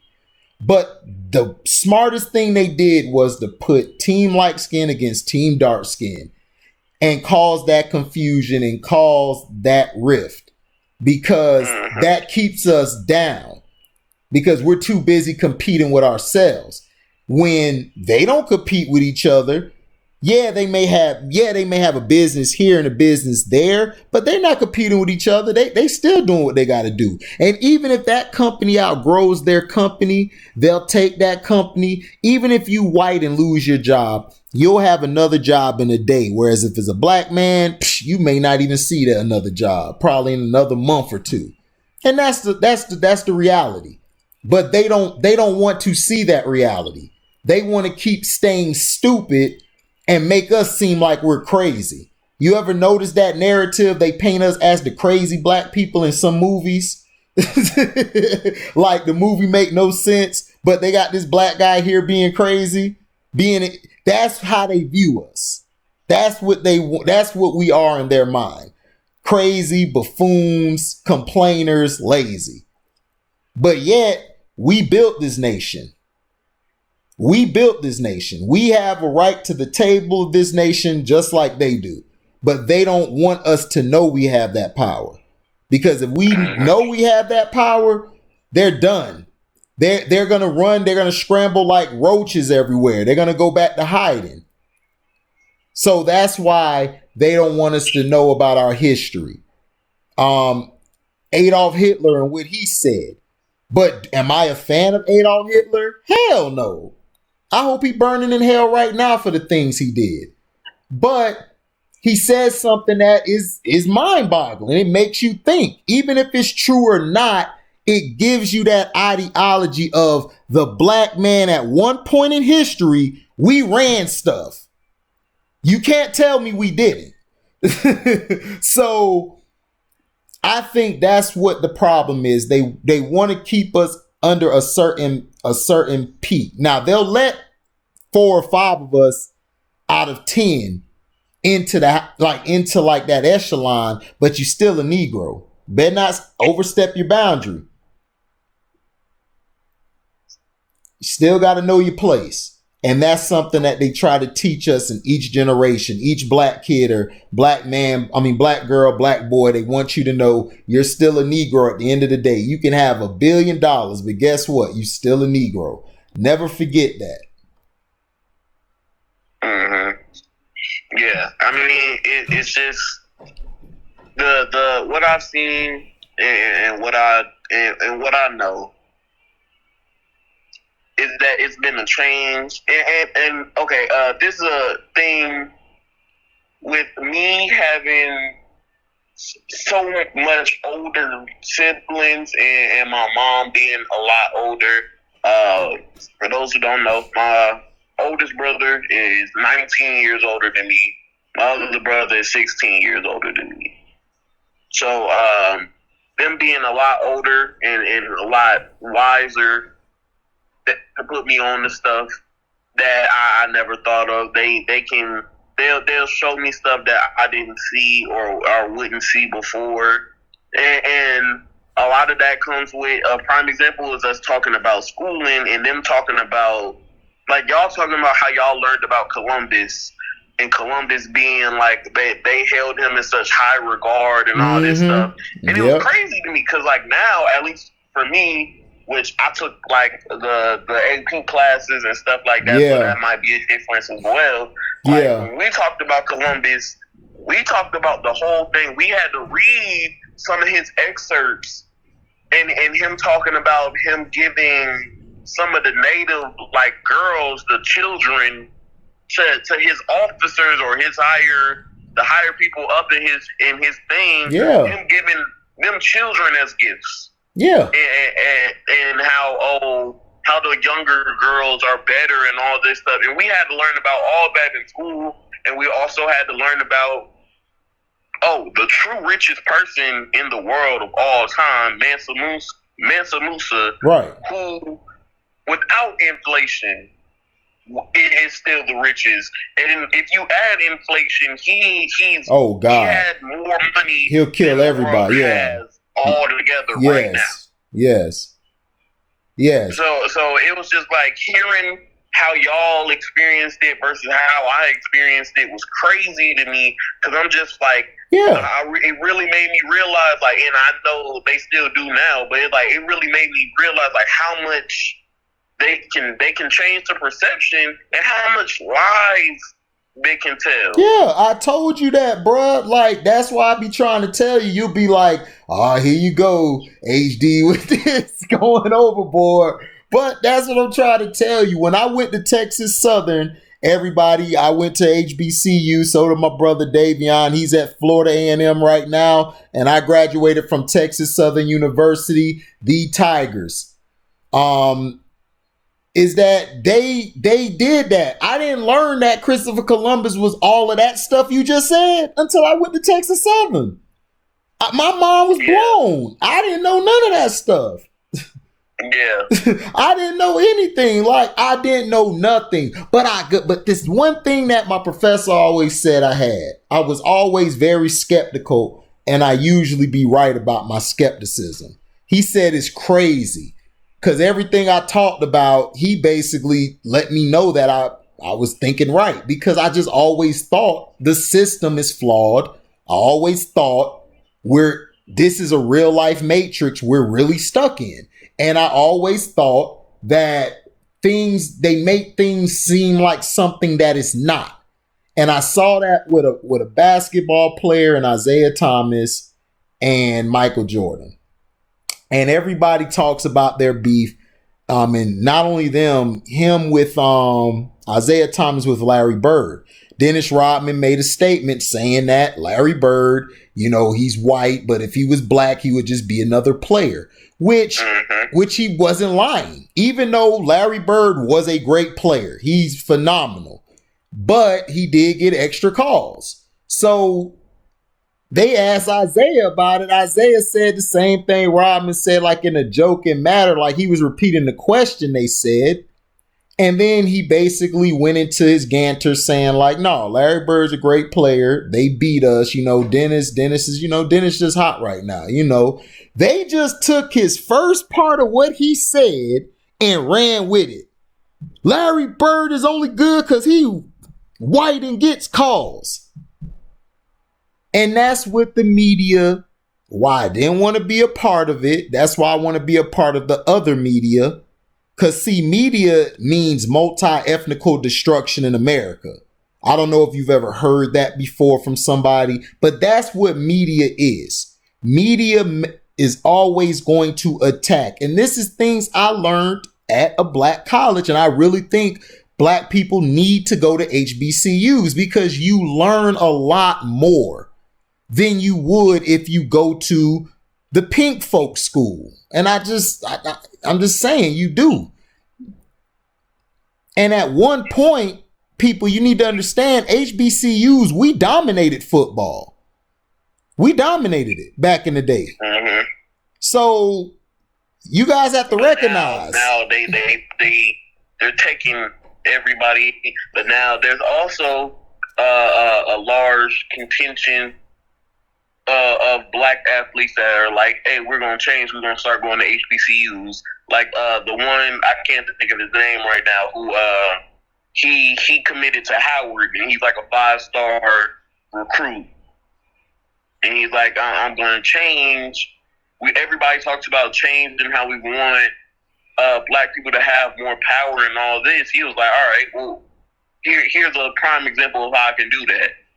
And it's crazy him doing that because I remember years ago, not that long ago, but a couple years ago, my teacher, or one of my AP U.S. history teacher, he was also an African American studies teacher, and he was the head football coach.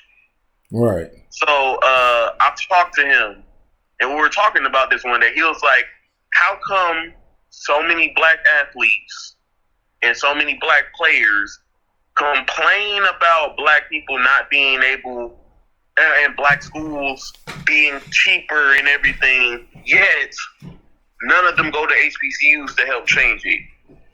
Exactly.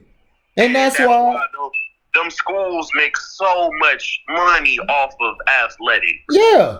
That's what I'm saying. Like, that's why I never followed athletes, dog. Because I don't believe athletes. I just don't. Because I feel like this. If athletes wanted to make a change, they would have sat their butt out of this whole pandemic. They would have forced it on the owners to have to put money up to help the blacks and help black schools, help black education, help black trades and vocational schools and just anything that's black to help us get a better grasp. And then think about it. Why hasn't any of these black billionaires who got all this money, why haven't they stepped up to the plate to want to fight for reparations and fight for our acres and our land and stuff? Because they don't want to fall out of the agenda, because they know it's a higher power than where they're at that could do something to them, and they're scared. And instead of sacrificing themselves for the better cause, they want to be selfish just to be able to do what they got to do the next day, have more money than they had yesterday. And that's the mindset. And that's the mindset of all these athletes. They're scared. They don't want to lose that money because they know they'll be hurt. They'll know they'll be clipped off, but that's fine. Black people have to have in our mind, we have to start thinking we need 10 leaders more than one leader. We can't just have one leader and then you be like, all right, we good. No, everybody has to be a leader. You have to. Or have intangibles like a leader. We have to have more, because what if that one leader, let's say we have one leader leading us in basketball or football or whatever, and that one leader gets taken out, right? Who else gonna step up to the plate? That's our problem. And that's the major issue. Nobody's stepping up to the plate. These athletes don't want to see. These athletes, they want to throw a stone, but they're gonna hide their hands when it gets thick. And that's just how they're built. And I don't have a problem with that. But don't preach to me like you're saying, and I agree with you and your professor. Don't preach to me about black excellence when you're not helping as far as doing the dirty work. I don't care about no Twitter. I don't care about no money you put to foundations.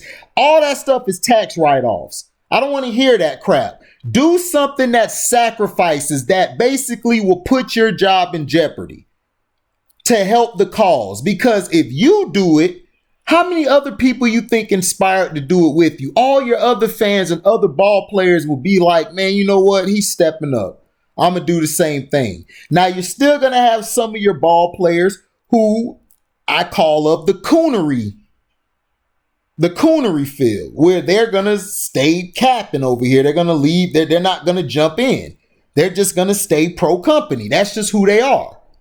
But if you get the right people, the certain people who can step up and do something, you can have change. But I think we're scared to do it. I don't know why. I just think we're scared to do it. Athletes and black people in general. Just scared to turn the system upside down.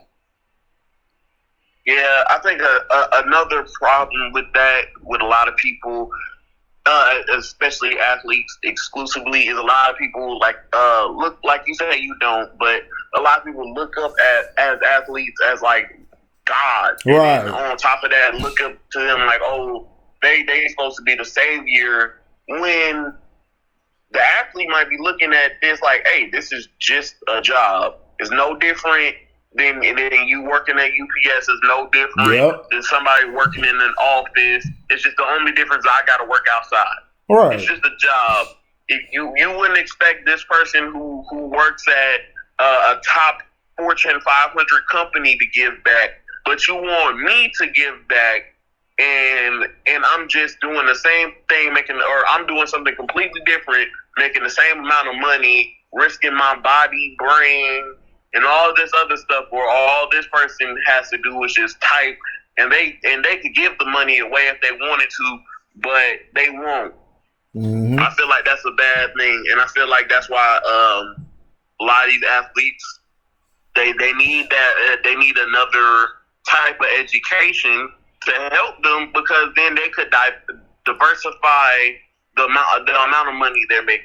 Right. A prime example of that is like Nick Cannon, him not being afraid when when he said what he said on his show. I knew it didn't matter to him whether MTV and stuff was gonna fire him, because he's like, listen, I got 6 other businesses I'm making money from. I can make money from here, and here. Right. Like, losing that one spot is not going to affect me. Right. Versus a lot of these athletes, hey, this is my only job. Mm-hmm. This job is what leads everything I'm making money for. Whether it be, my endorsements is because I work this job. Right. Me being able to go here and go there is because I technically work this job. And if I don't have this job, then I don't have none of this stuff. Right. So I understand, like, that they shouldn't, I feel like they shouldn't preach about it, but at the same time, I understand why they're not like, they just not going to jump out to do any and everything. And I'm not saying they shouldn't. But I understand why, because like at the end of the day, this is still my job. This is still my income. This is still my resources. This is still what gives me what I need to provide for my family and my people, whatever. Like, and a lot of people, they don't look at it as that's still just their job. They look at it like, you just get to run around and catch a ball, or throw a ball in the hoop. Yeah, it don't like, matter. It's their job. With LeBron, just shut up and dribble. That's all you do. It's like, okay, this is just a job, but it's still, I'm doing way more stuff that's putting my body and my mind on the line for the money I'm making versus this dude who works a comfy job at a Fortune 500 company who doesn't say anything. But you don't talk to him about none of this stuff. But what about but to add to what you were saying, why don't anybody hold the politicians to a higher standard? Exactly. That's what messes me up. Like that's what makes me mad. I can only do so much. I can provide money. I can open schools. I can do all of this stuff. But at the end of the day, I can't change none of the laws that's in place. Right. I mean, I can't change the parts to the game, but I can't change the game. Right. I don't want schools built. What we need built is not like a temple, but what we need built is something on Black history, on where we come from, and we need places that focus on a skill. We need things built for us to help our skill level or help us get a skill, like fixing cars or doing something that keeps us able to continue to make income. That's the problem I'm seeing with certain schools or certain places being built. I don't have a problem with it being built, but let's focus on what we want to focus on. When you make it a public school, they're not learning nothing. Because I went to private schools growing up, elementary school as well as middle school. What I am pissed off about is I should have went to another private school, because in public schools, the learning is terrible. And the teachers they pick, they are really not cool. They're not able to, connect with the kids. They can't connect. And that's the problem I have. I'd rather it be a private school or a school skill and vocational where they focus on your skills and you're able to pick things like pharmacy. Not only pharmacy, you got engineering, we got being a lawyer, also being a doctor, things like that. That's what we need built for Blacks, for the kids. History and skill. And that will make us stronger and more united, because we'll have a sense of, man, this is what my lineage and my people went through, but this is how they looked, in a good light. King, a queen, or able to have their own farming system, or we learn stories about the Black slave. I'm going to do a video on that probably next week about a Black slave who mailed himself to freedom. We don't hear things about that. And that's the problem that I have. But even that now, I would say, I didn't hear about that till, like I said, the one teacher I had, he was black for one, and then he taught U.S. history. He taught African American history. Yep. And he was coaching football, so he had another connection with a lot of the black students at the school. So, and it was like with that, he talked about that the guy who traveled in a box from the South, right, to freedom. Yes. And that stuff that we only learned because I had African American history. Right. And there was certain debates that we had only because I was in African American history. Right. And then even with that class, it was like that was the only school that offered that class. I couldn't, when I had to transfer schools, they didn't have no type of African American history class. Right. But when I was at the school that I was at, which I think she was the only teacher that taught that. And on top of that, it was like, so we were having discussions where it's not just a black class. No, the class is mixed. It's black, there's white, there's Hispanic people, and we're addressing all the issues that a lot of people don't ever talk about. Thank you. They don't want to get into the sultry history of America and how America was truly built, and how it's still established and how it's still run. And then there would be white kids in there who didn't believe some of the stuff that they heard from some of the black kids in the class. It was black people who didn't believe some of the stuff that other black people said in the class. And it was just like, and it's, all of us were surprised on some of the stuff that we heard and we found out about that we wouldn't have known if we were only taking regular history. Right. Because it's like they're trying to compact too much into one setting. No one's going to be able to learn about all that stuff if you're not giving us the opportunity to, one, and then two, when you're trying to just gloss over everything for us. That's why, like, even with the AP classes, you go way more in detail because they break it up, and they break it up differently. They're not going to make you, you got to learn all this stuff for the first semester. You got to learn all this stuff for the second semester. No, it's, we're going to talk about this one topic, and we're going to stay on it for this many weeks. Right. We're going to talk about this other topic, and we're going to stay on it for this many weeks. And we're going to go into detail in the reasoning behind why they did this and the reasoning behind that. And like you said, a lot of public schools don't offer that stuff. And there's not also a lot of the private schools aren't going to, because a lot of these private schools, or most of these private schools, are still white schools. Right. Like you said. Well, like I said, more of a black private school, not a white private school. And that's something I was trying to break. When I have my issues with some of the institutions that are in the black community, prime example being the church. That's something that a lot of churches could and should be able to do.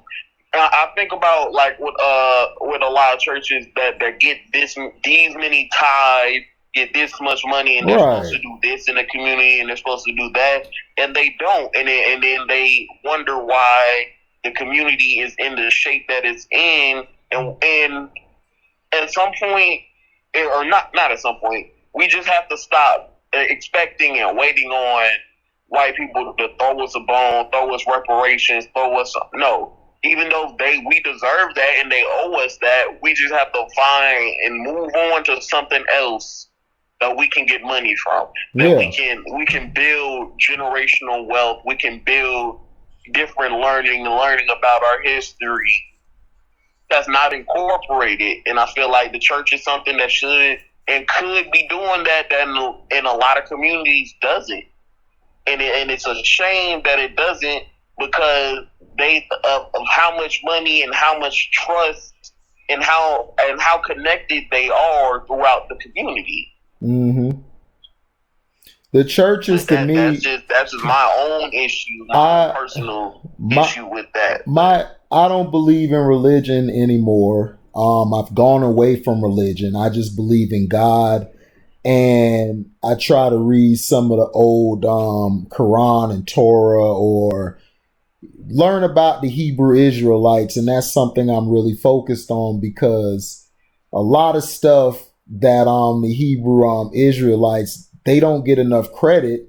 And a lot of times the Jews have stolen things from the Hebrew Israelites, but they don't want people to understand that the real children of Israel is blacks who were the original Hebrews. Now, I don't like the religion because to me, they're using God to make money.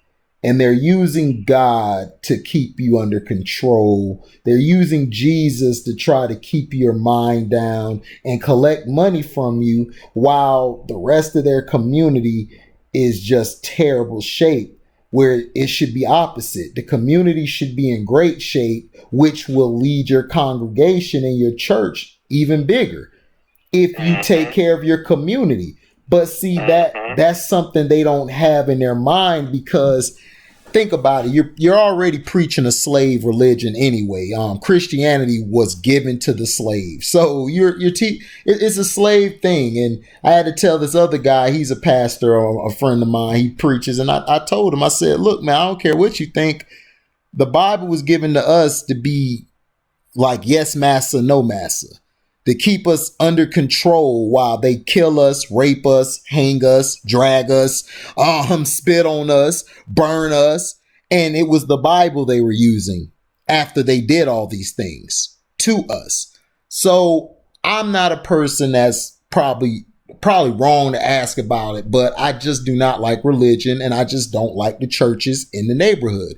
I do not think they're there to help. I feel they're bleeding the neighborhood, or what they would like to do is distance themselves from the neighborhood and bring in certain people to add to their congregation so they can get more money. Whereas they're supposed to go help the community. I think if they were more involved in the community like they used to be when our parents were kids and our parents' parents were kids, then I believe we would see more prosperity in those neighborhoods. But to me, they don't care, Davion, about those neighborhoods. They don't. They want $100, $500, or $1,000 in tithes so they can go stunt somewhere, go blow that money. That's all they doing. Because I've been in the church. My dad's a pastor, so I know the church. I know the church inside and out. Baptist, Catholicism, I've been to all of these churches before. And my dad had to pastor, or he was around people who were there at that church. And to me, they're crooks. They just are. Now you have some who are good, but it's too little of that. It's only a little bit of those guys and those women. That is a big problem. It's not enough.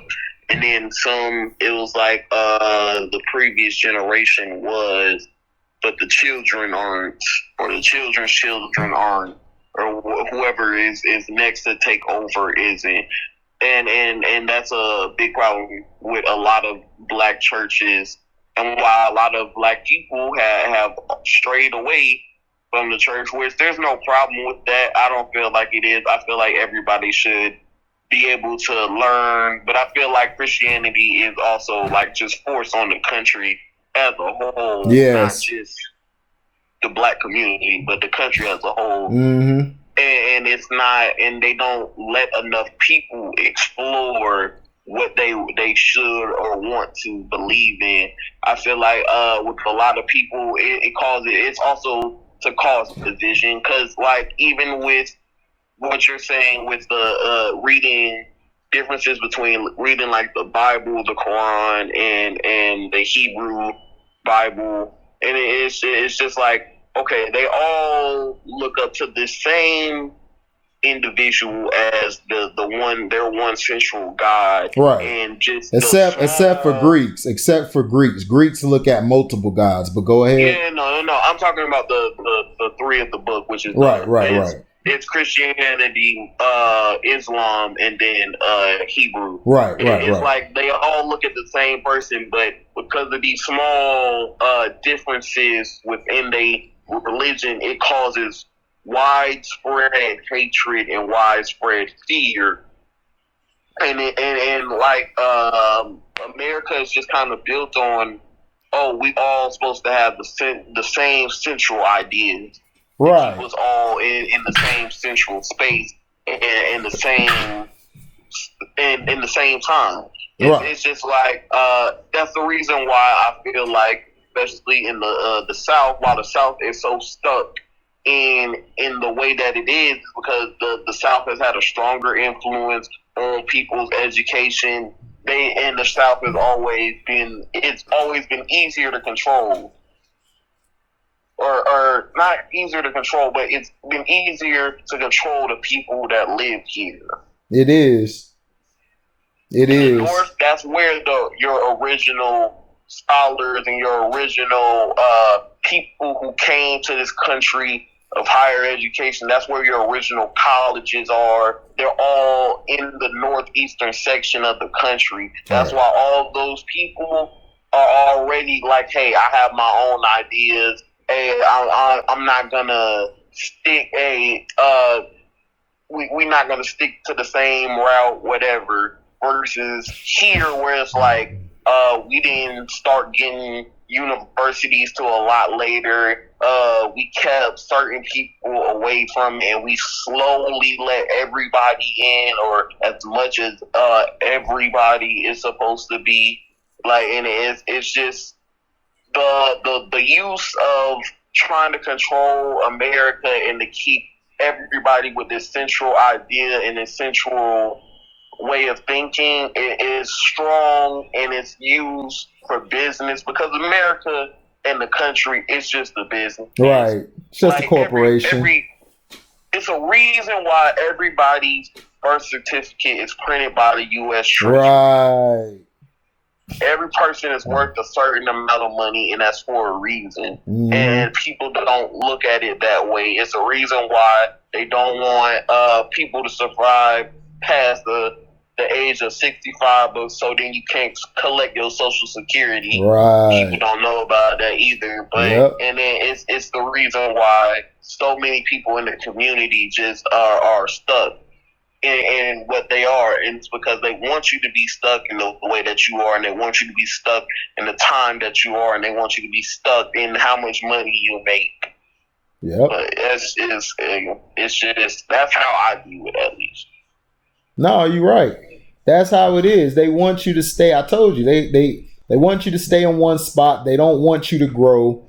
And you're right. To me, why is it Social Security? Why you have to wait that long to touch or tap into it? That's another question that people got to have. Also, they also have to ask is this as well. Why is it that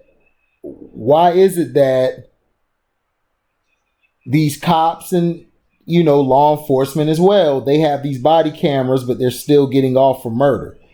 Also, and why is it that they're not getting punished for not wearing them? Correct. That was another issue with the whole Breonna Taylor. Oh yeah.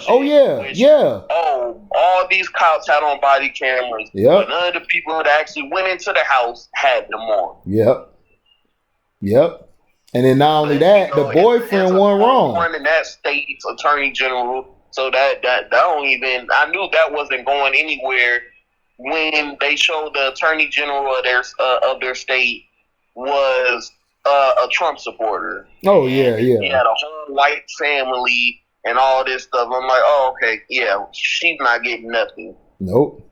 That's why they paid off the family. They paid off the family so quick, and I kept telling people like, dog, the boyfriend didn't have nothing to do with it. In the state they're in, he's allowed to give a warning shot to let the people know, if you're coming in, I'm armed. He did not know that was the police. Why would he just shoot at the police to shoot at him? He wasn't the drug dealer. You enter a house with no introduction, wearing regular clothes, and then say, "Oh, I'm the police." No.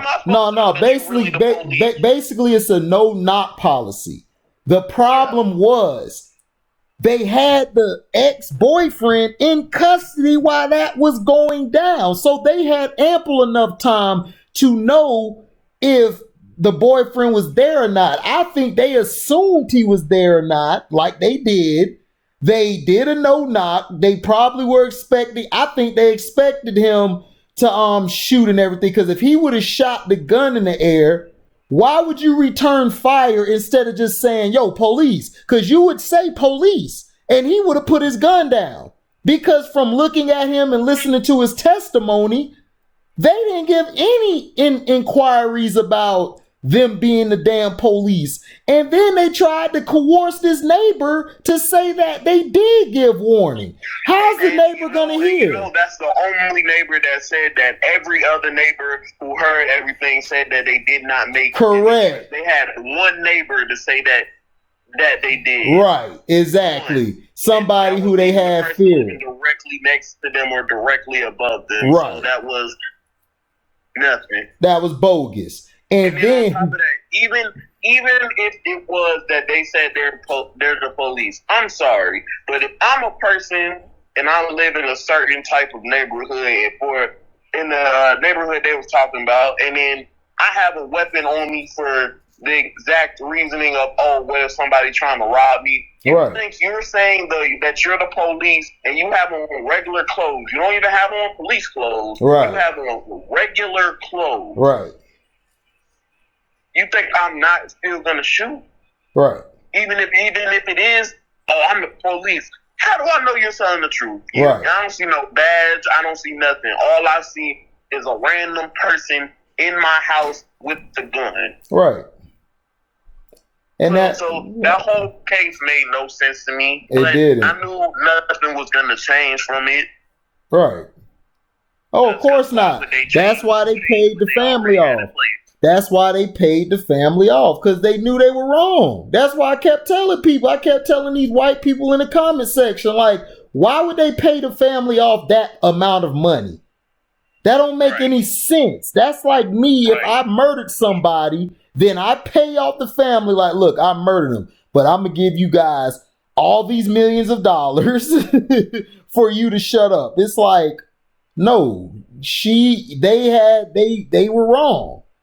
That's what happened, because they knew they were finna let those police officers off. That's why they paid you the damn money. And it's crazy to me how many in this election, just in general, oh, this crap. Because looking at the statistics, they were showing the growth in numbers and with Trump, right, and his supporters. Trump actually went up in support in every category except for white men in America. And white men, he actually lost support. So that means more black men and women started to support him, more Spanish men and women, and then more white women started to support him. And to me, it's crazy. And it showed when so many people, black people, started to try to find holes in the story for why to not support what happened and why to not say, these cops need to go to jail. They were just finding any and every excuse. And it kind of surprised me, but it's showing that a lot of people are being influenced very strongly in the other direction. Yep. The media does it. That's why the media was putting out all that stuff to try to make the boyfriend bad. But once they found out they didn't have a case against the boyfriend, the media had to shut the hell up, because the boyfriend wasn't wrong. He did his job. Then they started focusing on the ex-boyfriend. Yeah. Then they started going to the ex-boyfriend to try to dirty her name up. She was so good, but her ex-boyfriend was a drug dealer, and I'm like, right. Okay. What does that got to do with her being murdered? Exactly. And that's the problem I have with America. And I don't care what anybody tell me. I don't care about the elections, none of this stuff. Because when have they helped black people? Never. Yeah. They never helped us. I wasn't mad with Ice Cube, even though I kind of, in hindsight now, thinking about it, I'm like, it kind of wouldn't have done much. But with Ice Cube trying to come up, and he's been doing this before the election, and this is why Ice Cube won. I think in my opinion, he's the most underrated, and he's also the greatest rapper of all time, and one of the greatest black influences of all time, he don't get as much respect as he should in the community for putting out as much black-owned stuff as he has. Well, it's not that he doesn't. It's that from the people I've listened to, Ice Cube is a crook, and he has stolen from people before. That's why they don't give him, because he's always been an opportunist. But it's more of his wife instead of him. His wife controls the relationship. Kim, that's her name, Kim. She controls the relationship, and he's been connected with taking music, taking movies and other things from people. But he has done things as well as help black people as well. So it's a double-edged sword, but it is what it is. But the thing is, Ice Cube, I feel from the thing, he was just making sure he was straight. Because he's lost a lot of money, especially with the big three not going on. And then his movie production and stuff is kind of slowed down because of the COVID situation. So I don't have a problem with what he did. To me, I just felt like, hey, he trying to get this bread. He trying to make sure he got support, because Donald Trump, I think, could clear him of a lot of taxes he has, because, he's accumulated taxes over the years. So Trump could, here you go. Just help me with some people. Here's a check. Do your thing. I'm over here. You over there. We good. The same thing 50 Cent did. Look, just trying to get a check. Yeah, but my thing was with that was before Trump even got elected, he been, like I said, for years has been talking about these politicians need to actually come up and show that they have an actual plan for the black community and show if they really want the black support. And my thing with it also is I never heard him say, at least me personally, endorse one or the other. I heard him say, hey, I gave this contract to both parties. Well, that's fine though. I mean, that's what you're supposed to do. That's fine. You're supposed to do that. You're supposed to do it like that, because Ice Cube is a businessman. That's all he is. He's a businessman. He don't care about all that stuff. He's selling a persona. So once he got you sold on that persona, now he could come in and do business, whether he's doing it to help you or to gut you. Either or, he's great at what he does in business. Even before this election, I agree with you. He's a great businessman. Not the greatest rapper all time. I can't agree with you on that, but I will agree with you on what he says. The only reason I say that is because when I look at him and when I think about it, I'm like, Ice Cube first, okay, he writes for all of NWA and for all of Eazy stuff by itself. It wasn't just him who did it. The DOC did it too. Ice Cube wasn't the only one. That. I'm not saying he did. Okay, I'm just saying, don't just say that Ice Cube was the solo act. No, you're not finna do that, because you do that with LeBron. No, he had help. He had some help, which was the DOC. Now, Ice Cube did write the lyrics for the NWA. I agree with you on that. But DOC also helped him. Don't forget about the DOC. That's all I'm saying. But DOC did not write any of Eazy stuff. Yeah. I mean, he started writing for He wrote for Eazy-E after what's his name?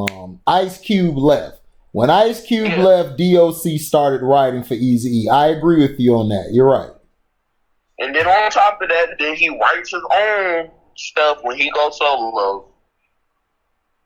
Yeah, he does. He has, in my opinion, two of the best, like when it comes to diss songs, whatever, two of the best to me, with No Vaseline and King of the Hill. Yeah. And even with the whole stealing music thing with him and Cypress Hill, that I have no opinion one way or the other. He stole it from him, but he stole it from him, but yeah, that's your opinion. Like I said, you feel like he's the greatest rapper, and I'm just telling you, That's your opinion because he's not to me. No, I understand that. I'm just saying, like, Right. it's just like he's done so much to me that I would put him up here. Yeah, that's cool. Yeah. But then, and still though, my whole thing was that him presented to both parties, and then the aftermath of it, people seem to not have seen or not cared about. With and a lot of black people who went to like, oh, I'm gonna start supporting Trump because of his platinum plan or whatever, the fake plan that wasn't a plan. He just said, oh, I'm gonna give y'all this much money and I'm gonna try and I'm gonna make this many jobs, which isn't a plan. That's just saying I'm gonna do stuff without holding you to nothing. All right. But then with Biden, even whether that actually comes to fruition or not, he has a whole plan that's like it's not just a one Instagram post thing. That's an actual plan that shows how he's going to fund this and how he's going to create jobs here and what industry he's going to try to influence. Man, I don't trust none of them. I don't trust none of these presidents. Whether that actually happens or whether that actually benefits the black community, I've yet to see because he's not president yet, so I can't say whether it's going to happen or not. But what I can say is that was a lot better than the BS that Trump just came up with off the top of his head. I didn't like both of them. I don't like neither of them. I don't like Kamala. Either, but I don't like either one of them. Right. They both just old pedophiles. Right. That's all they are. Yeah, both of them pedophiles. Exactly. I agree. Yeah, but I with him coming up with at least showing a plan and showing all this stuff, I felt more confident in that. Right. And I felt like that was a lot better of a plan and something I would more likely to support with. Right. But it's just like you said, they both are just the same. They just the same politician. They're just the same person on the different sides of the coin to me, and it's just like I just want to see: are we as a black community, which I think we are a lot more, gonna hold these people responsible for what they have and haven't done for the country? No, because we have never done it, and that's what I'm saying. Like, okay, I'm not dissing what MLK or Malcolm X did. Those brothers died for a cause, but until we get our reparations and 40 acres and a mule, and I know everybody gonna say that ain't never gonna happen. Well, I'm never gonna trust none of the black people to hold them accountable, and I don't trust the presidents to do what they're supposed to do. And I've been right thus far since I've been on this earth. I've been right about that. So I'm sorry. It's like you said, until I see it, then I will believe it. But Kamala Harris is nothing but a half-breed who locks up a lot of black men, especially your complexion, for nothing. The majority of the people she locked up was for nothing. Just being dark or being black in general, light or whatever, she locked them up. She ain't give a damn. You black, you locked up. And I don't want a prosecutor as a vice president because they're going to look to put more laws to hurt us. And she's married to who? A white guy. I don't have a problem with you marrying anybody, but you married a white guy who I believe ain't never chilled with a black person a day of his goddamn life. And I put money on it that he hasn't. So what makes you think I'm going to trust you? I can't. I don't trust neither one. The only difference is Biden is smart. He actually knows what to do, but he's just old and he falls asleep a lot, or he's a pedophile. And that's the only problem I have with him. But he's more for the office of the White House than Trump is. Trump is we gonna be blown up by another country dealing with Trump. But Biden knows how to deal with people overseas because that was his job as vice president. He has very good business with people overseas. So that's why China wasn't doing a deal with Trump and all this, because they like, bitch, we gonna wait for Biden to get back in or somebody else, and we'll do business with them, which it will happen because Trump doesn't run the U.S. like I was trying to tell Kano. The U.S. is ran by a branch, 3 branches. Even in that presidential branch, he has what we call a presidential cabinet. He cannot just give an order without dealing with his people. But what Trump was doing, his cabinet is terrible. Right, exactly. Because what Trump, yeah, you're right. What Trump was doing was firing all the competent people. That's why we're in this COVID mess, because he got rid of all the smart, incompetent people in their fields. If a person, that's like you deal with pharmacy. Me, I deal with broadcast journalism. Now, if I needed to know about medicine and pills and stuff, why the hell would I not listen to you? You understand what I'm saying? Why wouldn't I not listen to what you had to tell me about the medicine? That's Trump's problem. He fired this is what Trump should have did. What he should have done was not put himself with white supremacists. That was your first mistake when you were supporting them. And then you were supporting the militia of that kid Kyle Rittenhouse for killing those people. You were supporting that when he's underage and he ain't even supposed to have a gun in either state he was in. And people saying, well, because he's in the militia, if he was black, Rittenhouse would have got gunned down with an assault rifle. I don't care what anybody tell me. So the thing is, Biden knows how to control the climate better. He's more of a, how do I say it? He's more of a systematic racist guy, whereas Trump is more of a blatant racist guy. So America and the cabinets, the Republicans who actually run the House of Representatives and Congress, they basically got him out of there because he was effing up. He was firing the wrong people. So Trump is the reason why he wasn't going to get elected. I didn't care how many people went out there.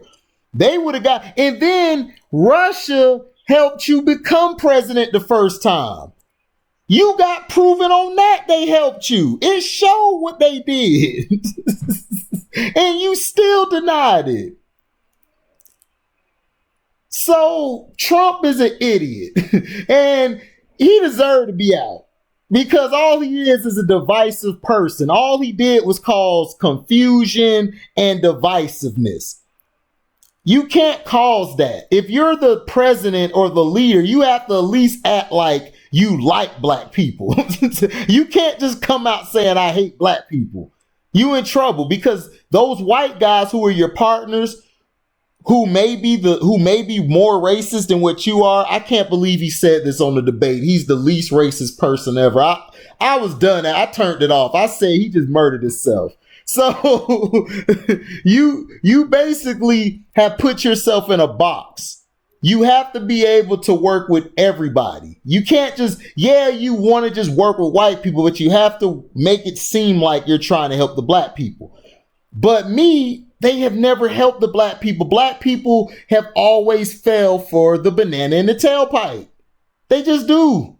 The media and the people on commercials, they sell you on everything.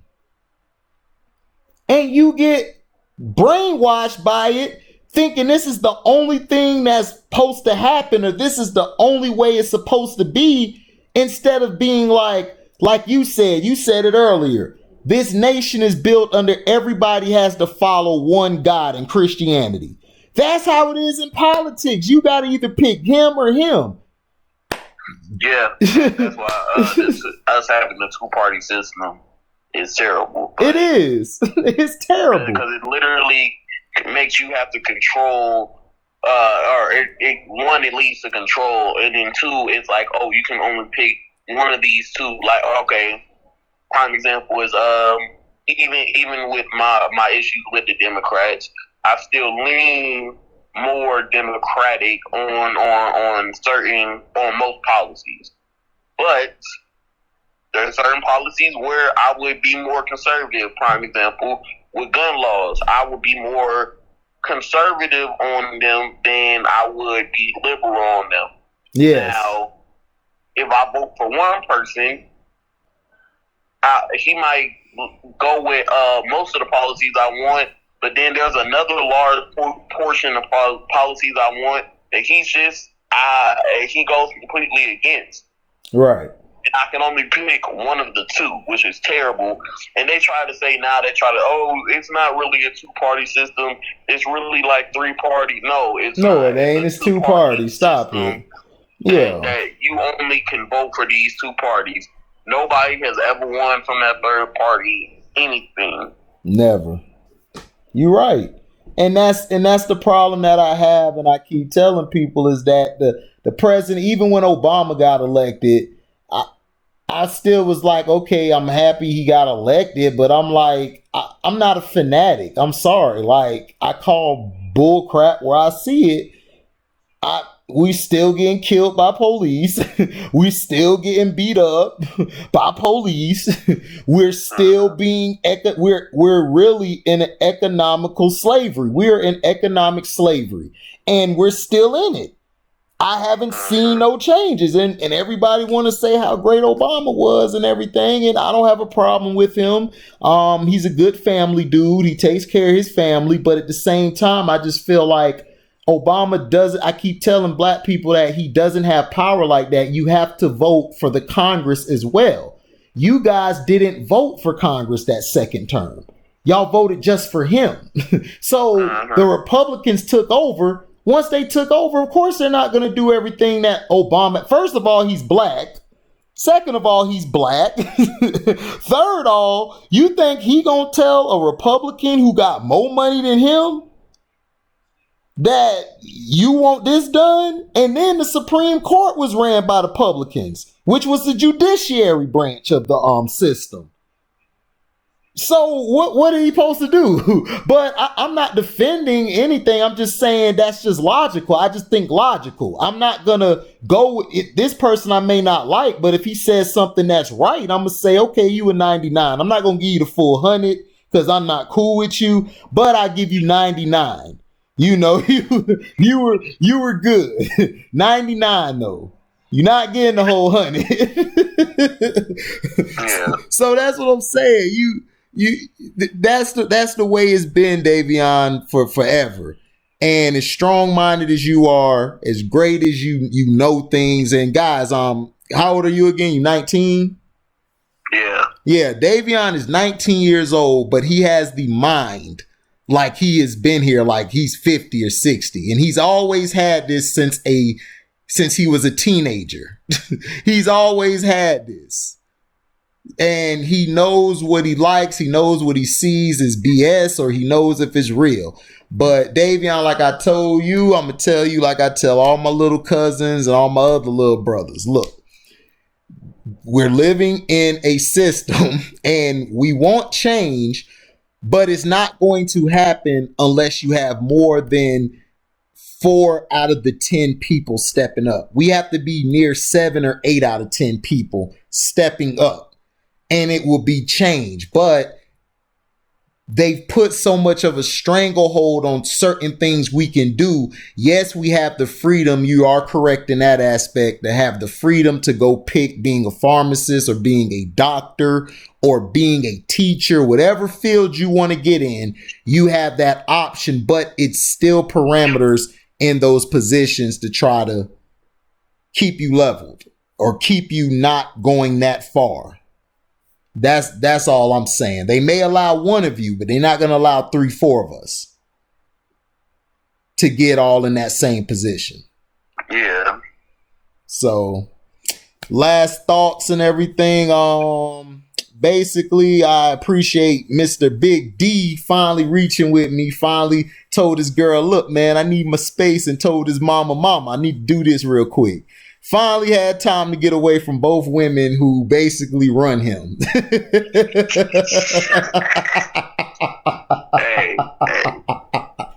Hey, it's nothing wrong with it. It's nothing wrong with it, man. Ain't nothing wrong with it.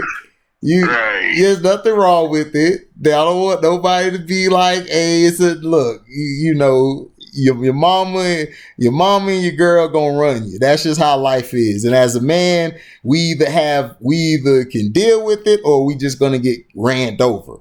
So so thank you for coming today, man, and being able to talk with me and stuff. We've been on this is probably the longest one. It was great talking with you. We ought to do this again sometime.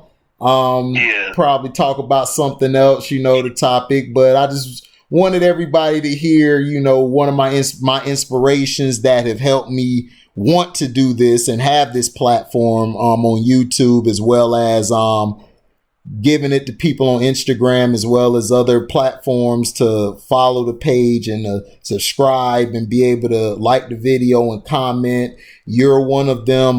Kano's the other, Pico, and I have my other boy Jeremy on, you guys, and my other brother Marlon. All 5 of you guys really inspire me to do this stuff every day, and I appreciate it. Any last thoughts, man, you want to ask me about, or want to hold me to the fire over to explain? I'm gonna say a couple things. One, your team, FSU. What's going on? What's your thoughts on that organization?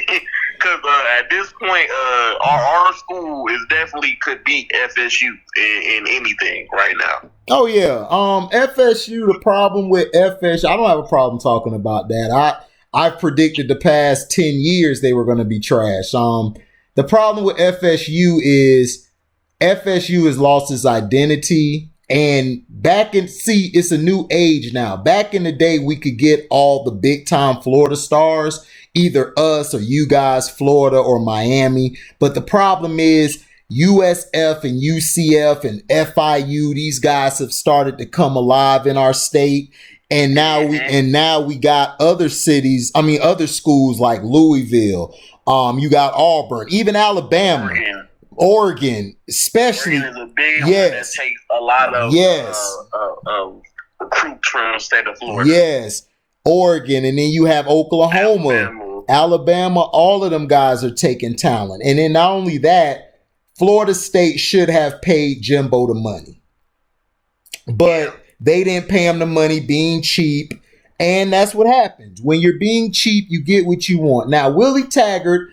I promote black coaches for being coaches. I'm probably one of the biggest pro-black men out there. But Willie Taggart was not the right choice for our school. And I said it from the beginning when he smiled after they lost a game to a team that's very inferior. And he smiled like this was a joke. And I'm like, dude, this ain't a joke. For one, you're black. 2, you're black. 3, you're at a white school. You can't take this as a joke. We need you to perform great so other blacks could come into the game too and be coaches. Because right now, only black guy I see that's really helping us has been Mike Tomlin for years. But we need 10 or 20 more Mike Tomlins. The head coach of the Dolphins too. Right. Flores, he's going to be good. I like Flores. He's going to be great. I'm glad he's one of the coaches that they actually gave Me too. I'm about to develop his team versus it just being like, oh, either you win now or we just gonna fire you. Which a lot of black coaches, they don't never get the opportunity. Prime example is who's now the head coach of the Falcons right now. Raheem Morris. Raheem was always good. A lot of people forgot that he was the head coach Tampa of the Bucks. Yep. And the Bucks went, I think, either 9-7 or 10-6. They never had a losing season. Playoff system right. He never had a losing season. Never. But they completely. They was like, you didn't get us to the playoffs. Right. Even though Gruden got them to 1 Super Bowl, and then after that they suck. Completely jacked for dang near 10 years, and they don't ever address that. But but they got on Raheem Morris because he was a young black coach. Oh, of course. Who was with the players. He could still go out and party with the players and all of that. And they were like, no, you're supposed to be the old. You got to be an old man who does everything. Now they're they're appealing more to the younger head coach with people like like Sean McVay. I don't like him. I think he overrated. I think he really overrated. I don't like him. Sean McVay? Yeah, I think he's overrated. Like he walks around like he just is it's like Brad Stevens. Like, I'm not saying he's not a good coach. I just don't think he's great as everybody make him out to be. Like, he's this guru of offenses, but it's like, dude, you guys have only beaten the weak behind NFC East. When y'all played against somebody this year, y'all got smacked in the mouth twice. San Fran smacked you, and then what was the other team that just smacked them? The Dolphins just smacked you, and they had the rookie in there. So I don't see greatness from him. And then they just got smacked again. They just lost again to somebody. The Bills. Was it the Bills? Was it? I can look it up real quick. Hold on, let me see. Yeah. Because they just lost. I understand. But Florida State, you're right. Florida State suck. We suck. We're at the basement right now, so we're not going to be good anytime soon. I think this team is done. Probably another 10 years they're finna go without even an appearance. We had an appearance in this decade because we had a coach, and that coach proved to be a great coach because looking at Jameis now, he did a great job, Jimbo Fisher. So man, listen. Jameis, I feel like gets a lot of the blame, and a lot of it is on him, but some of it has to go to the coaches he had. Yeah. No. Yeah. His coaches. His first year in a new system, right, with a pass-heavy coach. Right, you right. He had 30 picks, and I feel like you right. Bruce Arians suck as a coach. I've never liked Bruce Arians. And it's not even that. I think this is something that I feel like all of football they need to have. Is they need to differentiate the picks that are caused by the quarterback, and right, picks that are right, exactly, by the wide receiver. Right. There were plenty of times I've seen where the wide receiver just tipped it up in the air and it was a pick, or it just fell through his hands, or it dropped into the defense hands. Right. Versus Jameis just throwing a terrible pass, which he had his decent amount of those, yes, but some of them turnovers I can't blame on him.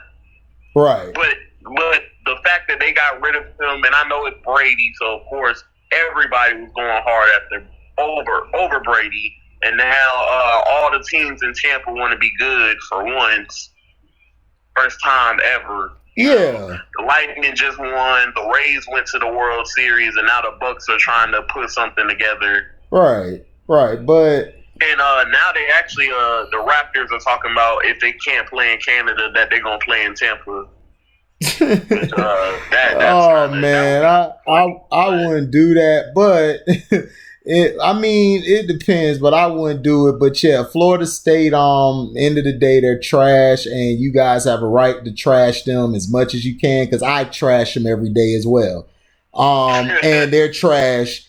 Me, I've never been a fanatic. I'm going to tell the truth. For the Cowboys and the Seminoles are trash, and they're going to be trash forever.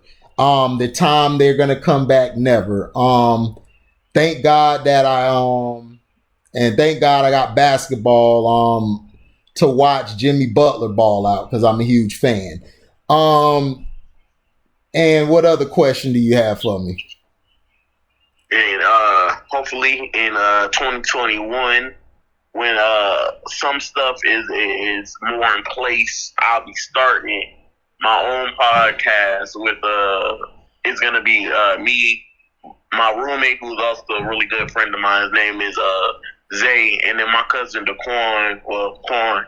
We're gonna start a podcast called Youngest Out the Camp, and it's gonna be more of a podcast derived to people around our age, but I do want to have an episode where I have the older, our older generation, our older OGs, come on and talk to us and discuss some stuff on there. It's going to be more of a lighthearted podcast, so we're going to be talking more like of course, we're gonna talk about sports, but it's gonna be more like sports, culture that influenced us, whether it be like TV and movies, stuff like that. And I know I want to have you, Kent, Pico, everybody on there, Oh yeah, no doubt. I come through anytime. I support and everything. And like I said, we'll link up. We'll talk about some things. I gotta come to Texas one of these days, man. Oh yeah, you gotta come out here. Ken already been out here and he had fun. He was good. It was a good getaway. Yeah, you gotta come out here and everything. We chill, talk about some things, some issues and other topics, and go out and see what's up. It's a real boring, slow place. That's all it is. I don't like the big cities. I like boredom. Because I get to think more and I don't have to be. I can hustle and do what I want to do instead of being distracted by other things that I don't need to be distracted by. But yeah, man, I'm glad you came on, man. I'm gonna upload this, guys. Like I said, I'm probably gonna do a live later on tonight, guys. So thank you for listening, man. And Mr. Big D, man, it's a pleasure for you to come on. Thank you. No problem. Anytime, man. Yeah, man, and we are out. Live boy.